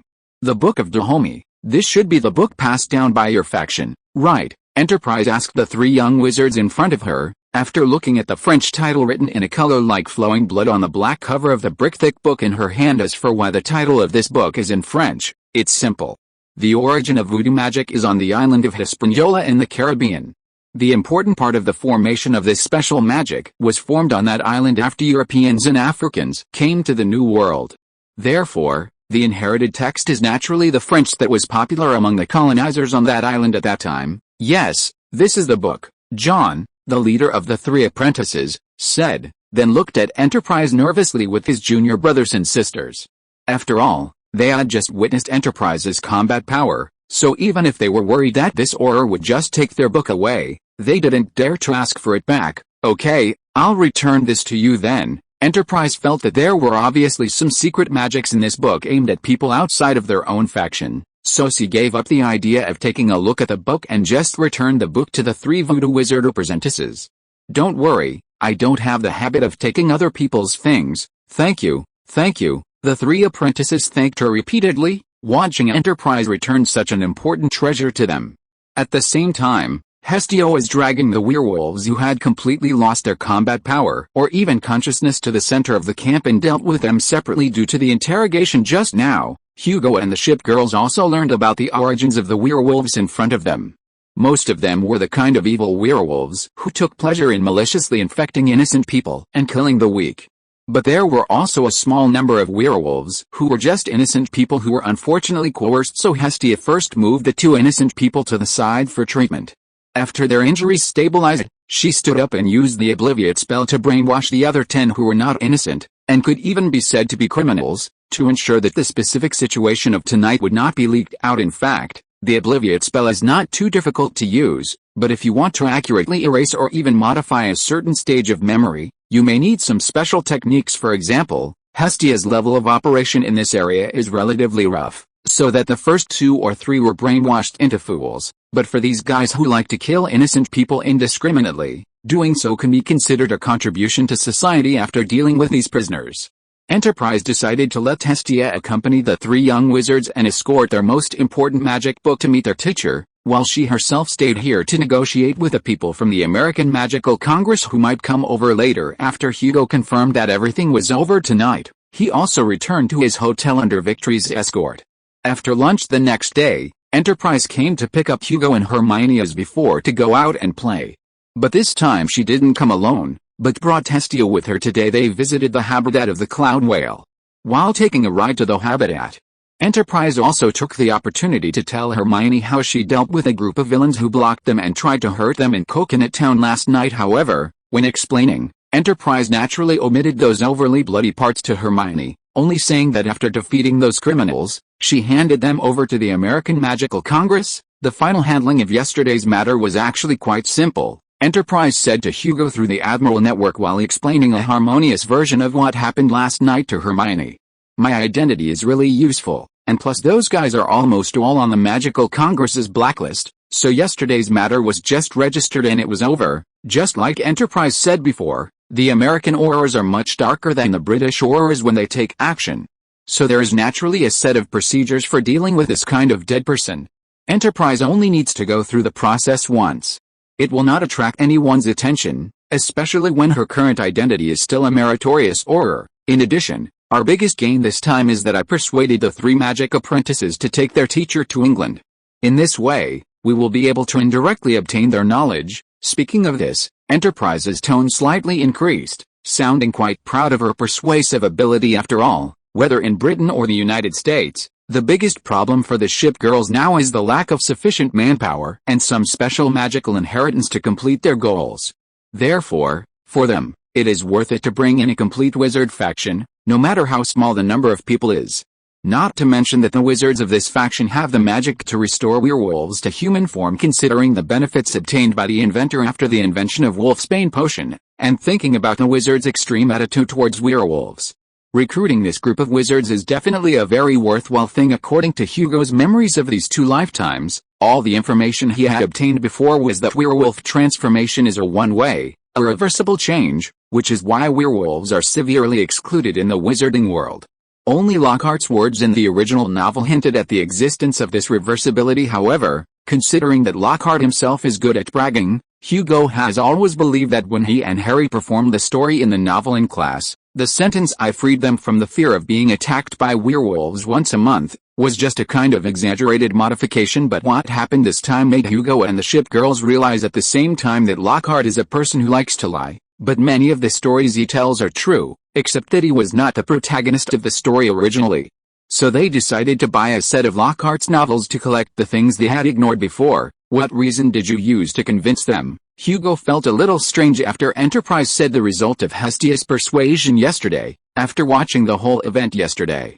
If I remember correctly, those voodoo wizards should be the kind that are very traditional and stubborn. I just told them that we have mastered some special spells that can heal people whose souls are damaged. Enterprise shrugged after looking at Hugo's expression and said, "Don't worry, I didn't lie to them." Hestia also checked the situation of their master when she escorted them back. "How is the situation?" Hugo asked. 50-50, Enterprise said. The part of the memory deleted by Lockhart is basically impossible to recover, but if Glorious is there, she can slowly use the power of holy light to repair the damage to his soul and restore him to a normal level, at least much better than the current situation of being unable to take care of himself in the late stage of Parkinson's disease. That's indeed good news. Hugo nodded slightly and said, I hope this old man can recover as soon as possible. After all, he shouldn't be like this now based on what he did before. Chapter 121 End of Trip. Just as Hugo and Enterprise were finishing their conversation about the voodoo wizards through the Admiral network, Enterprise was also bringing Hermione's story to a close. After hearing the story, Hermione's face immediately showed a mixture of anger and confusion. Is this really true? Hermione asked Enterprise, looking up with some bewilderment. If this is really the case, then why hasn't anyone exposed this fraud's tricks? It should be true, because after hearing the voodoo wizard's account yesterday, I had my friends in the United States investigate that small village, and they found some clues from the local villagers, Enterprise said. After yesterday's incident, Enterprise immediately contacted the ship girls in the United States and asked them to help verify. Even though Enterprise and Hugo knew that Lockhart was indeed a despicable person who used obliviation charms to steal the experiences of others, they still needed to conduct a certain degree of background check on these recruits to ensure that there would be no unexpected troubles in the future. Upon receiving the request, Massachusetts immediately took Salem through the Flu network overnight to the small village in the Appalachian Mountains where the voodoo wizards had once lived. Then, after the sun rose this morning, they posed as folklore professors from a university and inquired about the villagers' past. It must be said that Lockhart has some skill to have been able to do this for so long without being exposed. At least, under Massachusetts's monetary offensive, several villagers said that they had seen a handsome middle-aged man with blonde hair solve the monster problem that had plagued the village for a long time, restoring peace to the village. However, while Massachusetts was asking questions, Salem quietly cast a spell to check the villagers' condition. The results showed that, unlike the relatively concealed spellcasting traces found when examining the old wizard, the traces of memory modification on the souls of these villagers were very obvious. Obviously, due to the wizarding world's overall contempt for and even disregard of non-magical muggles, wizards only conduct simple inquiries when investigating non-magical people. Therefore, even if Lockhart cautiously modified the memories of these muggles, the modification process was naturally much rougher than modifying the memories of wizards. Therefore, after simply checking the villagers with a few simple spells, Salem could confirm that what the voodoo wizards had said before was indeed true, that Lockhart had indeed stolen the glory of their teacher and erased the memories of others to ensure that his crimes would not be exposed. After Massachusetts carefully questioned the villagers, the two of them obtained more information. Through the collation and analysis of this information, the ship girls found more evidence unfavorable to Lockhart in this werewolf incident. For example, the battle broke out in the middle of the night, and the villagers, knowing there was danger outside, would at most cautiously peek out through the windows of their homes. And this small village naturally didn't have much lighting, and the phone booth was at the entrance of the village. So even on a full moon night, it would have been impossible for those people to see what exactly happened inside the phone booth a dozen or even dozens of meters away. After further questioning, some other villagers said that there was indeed an elderly and unkempt herbalist who lived on the edge of the village with his 3 students. However, not long after the village got rid of the werewolf's harassment, the elderly herbalist seemed to have fallen ill, so his disciples took him to the big city for treatment. The villagers' answers coincided with the information that Vesta had previously obtained from the 3 wizard apprentices. The 3 students had previously told Vesta that they used taking their teacher to the big city for treatment as an excuse to the local villagers when they left. This is really too unacceptable. After listening to Enterprise's account of her investigation of the specific situation through her friends, Hermione shook her head in disbelief. This is a public figure. How can he use such methods to steal the merits of others? What's so unbelievable about that? Hugo turned his head to look at his sister and said, not everyone is willing to honestly obtain wealth and glory through their own efforts. Compared to working hard, many people are more willing to take certain shortcuts to achieve their goals, just like those who try to cheat on exams. Okay, you're right. Hermione spread her hands, showing a helpless expression, and then asked Enterprise, then why don't these victims report to the police, such as finding a judge or an order to accuse this man named Lockhart of the criminal acts he committed before, and then let the law punish him? That's indeed a good idea in theory. Because according to the laws of wizards, Lockhart's actions are also serious crimes. Enterprise shrugged her shoulders in a very American style. But in actual practice, It's not like that, and even for those 3 apprentices, it's extremely difficult to accuse Lockhart. Then Enterprise explained why she said that. Like the Muggle world's courts, the courts of the British and American wizarding world also adopt the case law of the maritime legal system. That is to say, if you have enough money or power, you can influence the jury to find you not guilty through various means. In this case, as the most famous writer and superstar in the wizarding world, Gilderoy Lockhart has 10,000 ways to get rid of those charges against him. And those 3 voodoo wizard apprentices obviously don't have enough power to seek justice for their teacher from Lockhart through various legal procedures. It seems that the wizarding world is no different from the ordinary world in this regard. After hearing Enterprise say this, Hermione's face showed a helpless expression. As a girl who is a little precocious and has read a lot of extracurricular books, she has naturally learned about many of the dark sides of society from books. Yes, this is the real state of our world. Enterprise shrugged her shoulders helplessly. So I'm now using my connections to let them go to my friends in England. My friends have some special magic that should be able to help their teacher's current situation. That sounds like good news, Hermione nodded and said. At this moment, their ship smoothly crossed the ocean and arrived at the habitat of the cloud whale. So they ended the chaotic content before and began to observe this magical animal in the following period. They toured various tourist attractions in the Hawaiian Islands. In addition, the 2 of them also completed their summer homework under Enterprise's guidance, and help. Happy days are always short-lived. When the time came to August 1st, they ended their vacation and prepared to take a plane back to London. However, shortly after boarding the plane, Hugo saw a shocking message. Chapter 122 Cancole and Chapter X27, S-Plan. In the early 90s, airplanes already had televisions, especially on international flights like the one the Granger family was on. Shortly after takeoff, the televisions began showing various movies or news programs. The 1992 Barcelona Olympics, which were currently taking place, were naturally a major focus originally. Hugo wasn't interested in the somewhat blurry images of this era, but while watching a broadcast about the first gold medalist of the Olympics, he unexpectedly saw someone very familiar on the screen, so much so that he immediately contacted the shipgirls through the Admiral network. I'm watching footage of the Olympics right now, and I saw Stalingrad, Hugo said to the shipgirls in the Admiral network, his face filled with shock. And according to this recording, she won the first gold medal of the Olympics. That's right, Commander Comrade, I did participate in those Olympics and won 3 gold medals, Stalingrad's voice chimed in on the Admiral network. You know, we need the power of the wizarding world, but also the power of ordinary people. And if you want to gain the support of ordinary people as quickly as possible, participating in the Olympics and winning championships is a good idea. Alright, I suppose you must have your reasons for making such a decision, Hugo said, feeling that what the shipgirls said made sense.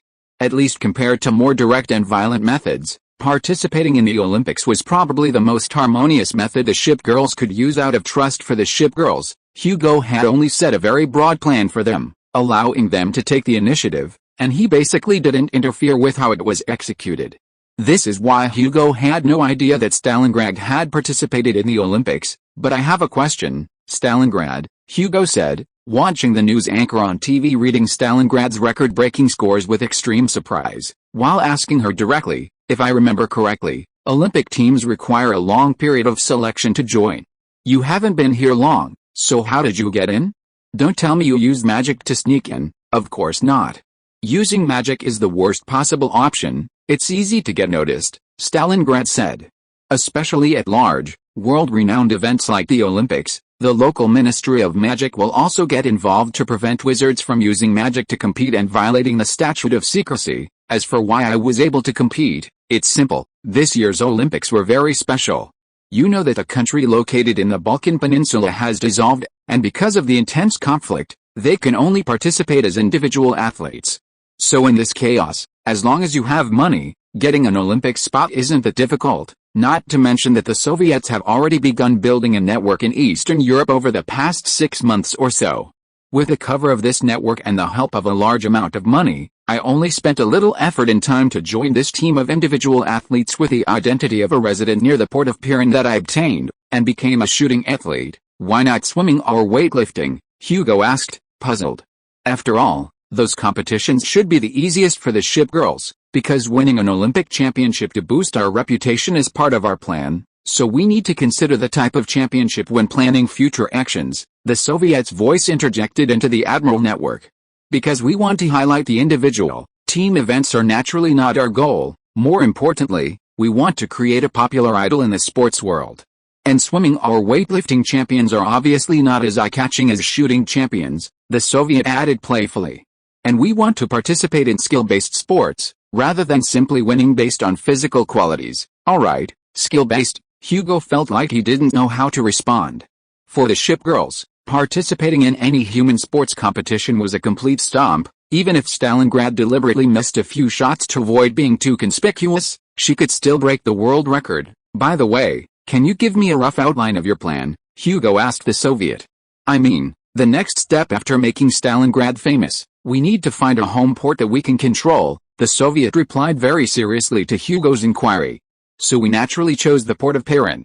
Not only is that place close to the sea, but from every perspective, it's suitable for our further development. And if we want to develop, a figurehead is naturally essential, and Stalingrad fits all our requirements. So we are now doing everything we can to build up Stalingrad's image to ensure that the next plan can be implemented perfectly. After all, that place isn't very safe right now. Then I wish you all the best, Hugo said sincerely to the Soviet and the others. Then he asked the flight attendant for a blanket and closed his eyes. After all, this trip would take a long time. So he thought he'd take this opportunity to get some sleep, so he wouldn't be groggy when he transferred flights in the early morning after returning to their London home and resting for only one day. Hermione dragged Hugo to Hood's shop to share their travel stories with Veneto and the others. Obviously, for Hermione, she very much wanted to share her travel experiences with her friends as soon as she returned to London and finished dealing with her own affairs, of course. In addition to their travel experiences, they also discussed some other things. For example, how their friends spent their summer vacation. And as they talked, the topic turned to Harry. Because during this trip, Hugo and Hermione sent postcards to their friends from every place they visited, but Harry didn't send a single reply. Ron did send me a letter, Firefly said, taking out a letter. As Firefly, who had quietly become the leader of Gryffindor, naturally had a good relationship with many people, she had learned some special information from Ron. The letter says that Harry received a warning from the Ministry of Magic yesterday. A warning from the Ministry of Magic? What happened to Harry? Hermione asked nervously after hearing what Firefly said. After the point deduction incident last school year, everyone studied together in the library and became quite familiar, so she was naturally a little nervous when she heard that something had happened to Harry. Ron's letter was very vague, only saying that his dad said Harry used magic in front of Muggles and received a warning. So they decided to find a way to see what exactly happened to Harry in the next few days. I hope nothing happened, Hermione sighed. After spending a year together last year, she had a rough understanding of Harry and Ron's ability to cause trouble, so she couldn't have too much confidence in Harry in certain matters. Don't worry. Think about Harry's status in the wizarding world, Hugo said, gently putting his hand on his sister's shoulder. Professor Dumbledore will definitely find a way to protect Harry, so he should just be encountering some minor problems right now. If you are listening to this novel on a channel other than Fanfic World, it means it was downloaded and re-uploaded without effort. We warmly invite you to visit our channel, Fanfic World. There you will find the original version of this story and many other novels of various genres. We look forward to seeing you dive into a world of incredible novels. Chapter 123 Summer Vacation for Everyone. After being comforted by Hugo, Hermione quickly calmed down. After all, she was just worried out of concern, but now that Hugo had analyzed the matter simply, with her intelligence, she quickly realized that Harry's current situation was just a small setback and there was no need to worry too much so soon. Hermione went with Veneto and Firefly to the underground practice room to practice magic. According to her, she hadn't touched her wand for a whole month before, and maybe her magic skills had deteriorated, so now that she had the opportunity, she definitely had to practice magic. Well, the day quickly passed like this, and when Hugo and Hermione went to the Hood's shop for breakfast the next morning, they saw Firefly unpacking a letter.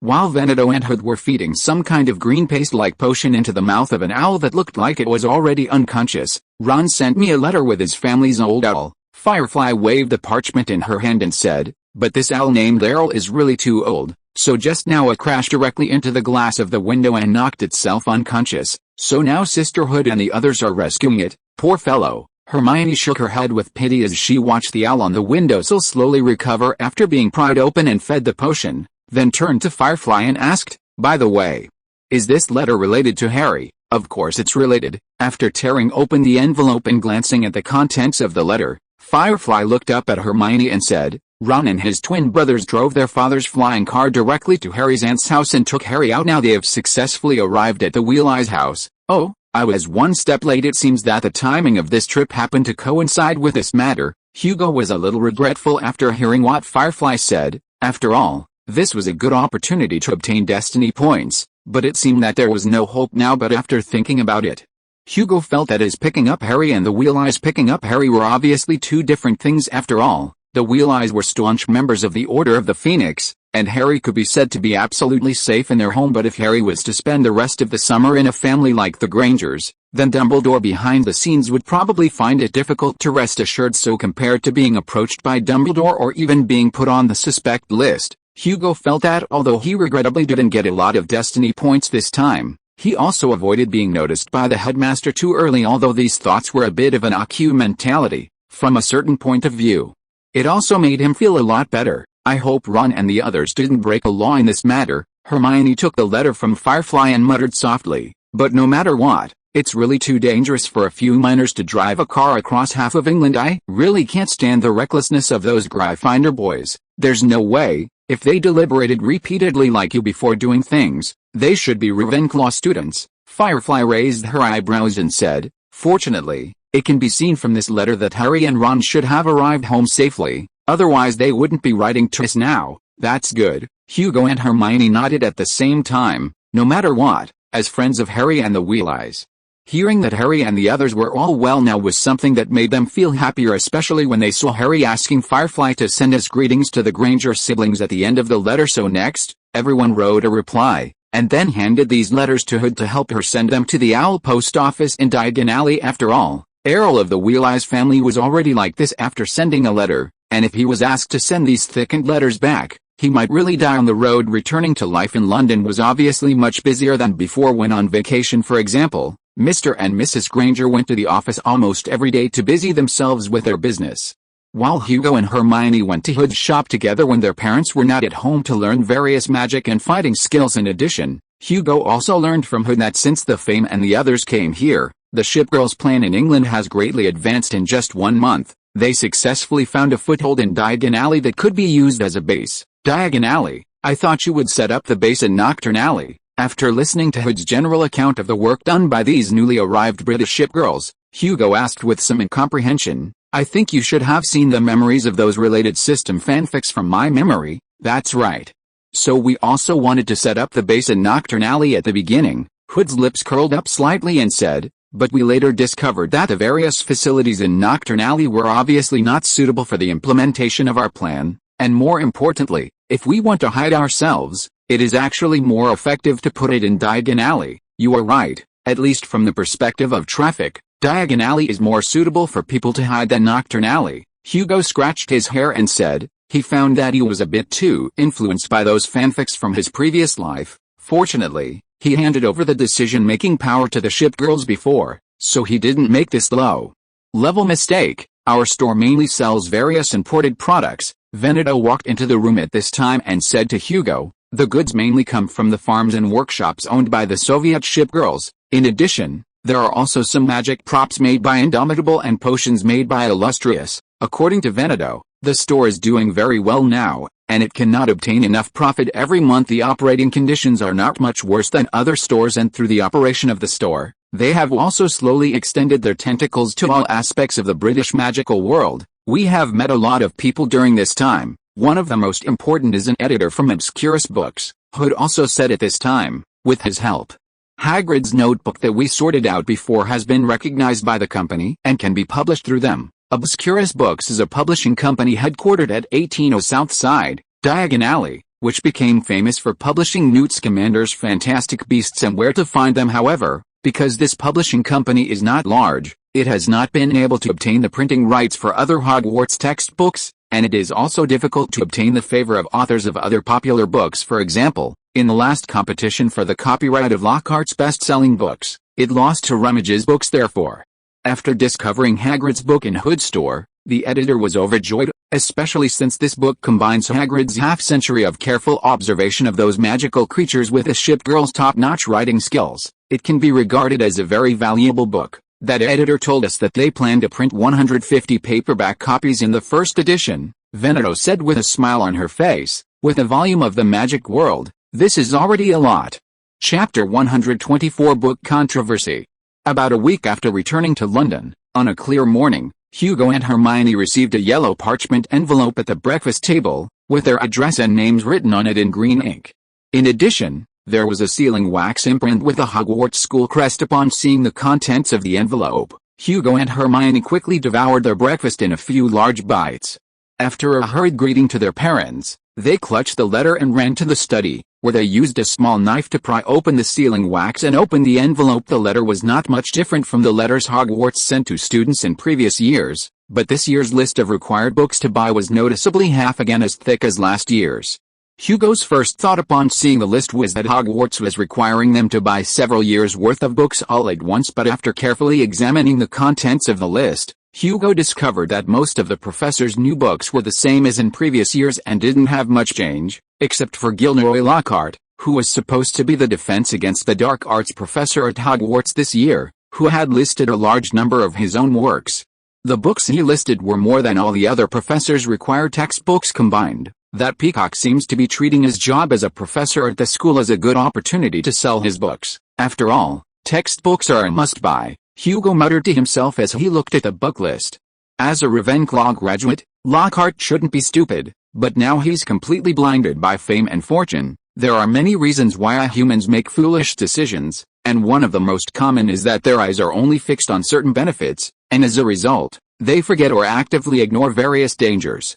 For example, the curse on the position of defense against the dark arts professor at Hogwarts is not a secret, but obviously Lockhart didn't take it seriously. But then again, the benefits here are indeed great. Books are very expensive in the Western world, and books in the British wizarding world are even more expensive than books outside. Lockhart's requirement that all students in all 7 grades buy a set of his works could indeed make him a fortune. Damn it, why are they all this fraud's books? Are this year's teachers fans of that fraud, because she happened to meet Lockhart's victims during her vacation in the United States this summer? Hermione, who knew some of the truth, naturally had a very poor impression of him. So, upon seeing the book list, she whispered a curse, even referring to Lockhart directly as a fraud. Actually, these books are still good, after all. Lockhart asked about those stories in great detail. So the things recorded in the books should be real, Hugo shrugged and said.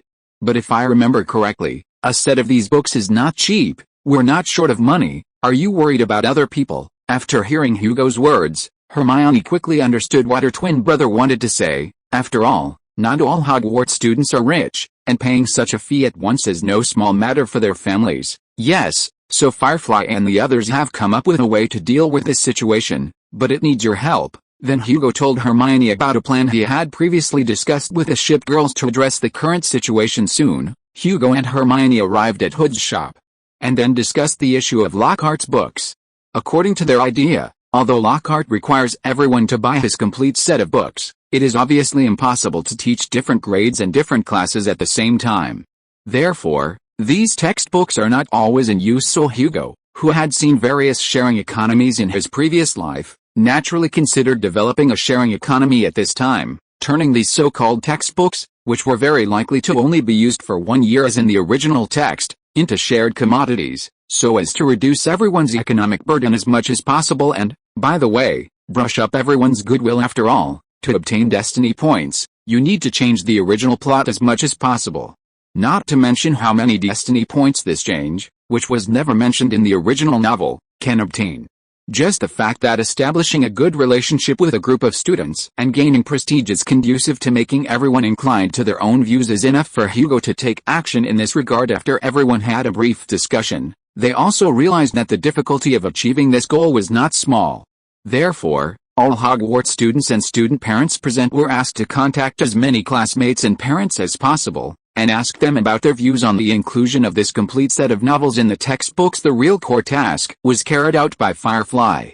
As someone who established an enthusiastic and helpful image among the lower grade students of Gryffindor last year, She will be the public initiator of this action, responsible for writing a petition to Headmaster Dumbledore and submitting it. In addition, the Sirens, who are now publicly running stores in Diagon Alley, will also try to contact the Daily Prophet and ask the Daily Prophet to publish some articles by investing in GG in order to create momentum in the society. In just 3 days, a large number of letters were sent by owls or postmen to the backyard of Hood's shop.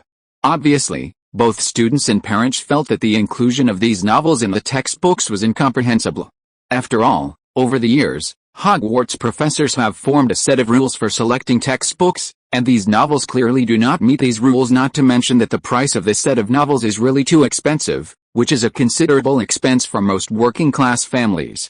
Therefore, it can be seen from the replies that many parents are obviously dissatisfied with this year's teaching materials.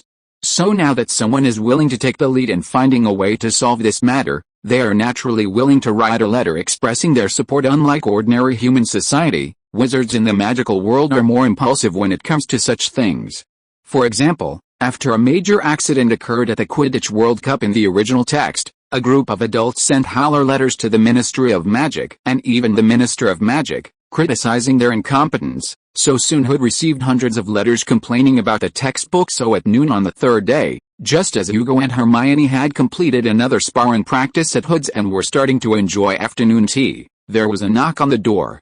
Soon, Hood, who had gone to open the door, walked in with an old man, and upon seeing the old man, Hugo and Hermione, who were enjoying afternoon tea in the living room, immediately stood up. "Good afternoon, Headmaster Dumbledore." They all stood up and greeted the headmaster, with expressions of surprise on their faces.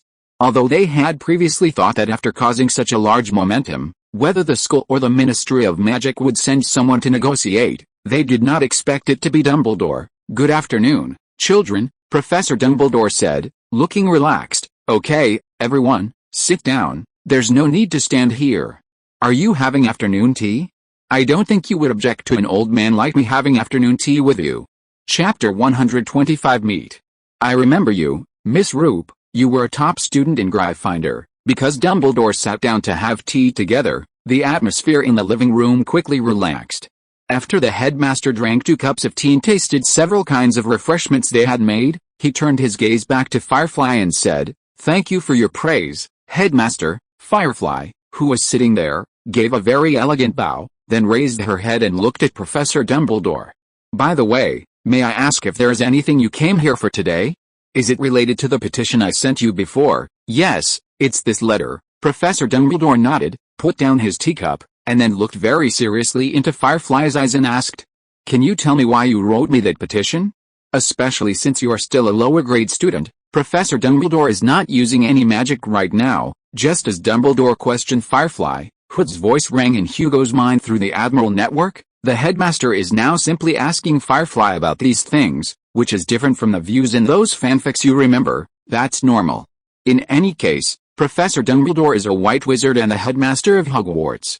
When facing his own students, how could he use magic similar to legilimency? Hugo said at this time. "So, those fanfics in my mind can only be used as a reference at most, and definitely can't be fully believed." Just as Hugo was communicating with the ship girls through the Admiral network, the conversation between Firefly and Professor Dumbledore had reached a crucial point.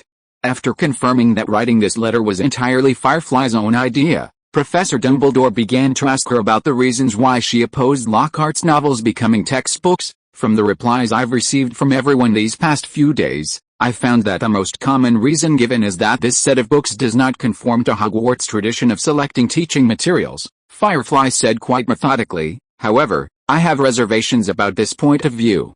After all, tradition is not necessarily entirely good, just like Hogwarts' tradition of corporal punishment for students, which has already been abolished. It's very good that you can think like this." After listening to Firefly's analysis of the first reason, Dumbledore nodded in agreement. It is an excellent quality to not blindly follow when encountering anything. After all, as independent individuals, we need to think for ourselves. I'm sorry, old people always want to educate others." After rambling for a few sentences, Dumbledore subconsciously shook his head, then continued, "Since you don't completely agree with this view, then what is the main reason that prompted you to mail me the petition?" "It mainly comes from 2 aspects." Firefly looked very seriously into the old headmaster's eyes and said, One of them is about the content of these books. At least all the parents I asked believe that the biggest difference between these so-called textbooks and other textbooks is that they are essentially just some best-selling novels, and academically they are not suitable for use as textbooks. Well, that is indeed a problem. Professor Dumbledore nodded very seriously after hearing this sentence. As a scholar who has fought on the front lines of teaching for more than half a century, he can naturally see the quality of a textbook. Obviously, after receiving the petition, he took the time to look through Lockhart's works, and then found that these new textbooks were indeed not very suitable for learning defense against the dark arts. Lockhart's books are some very good novels, and they also contain some useful knowledge, Professor Dumbledore said very fairly.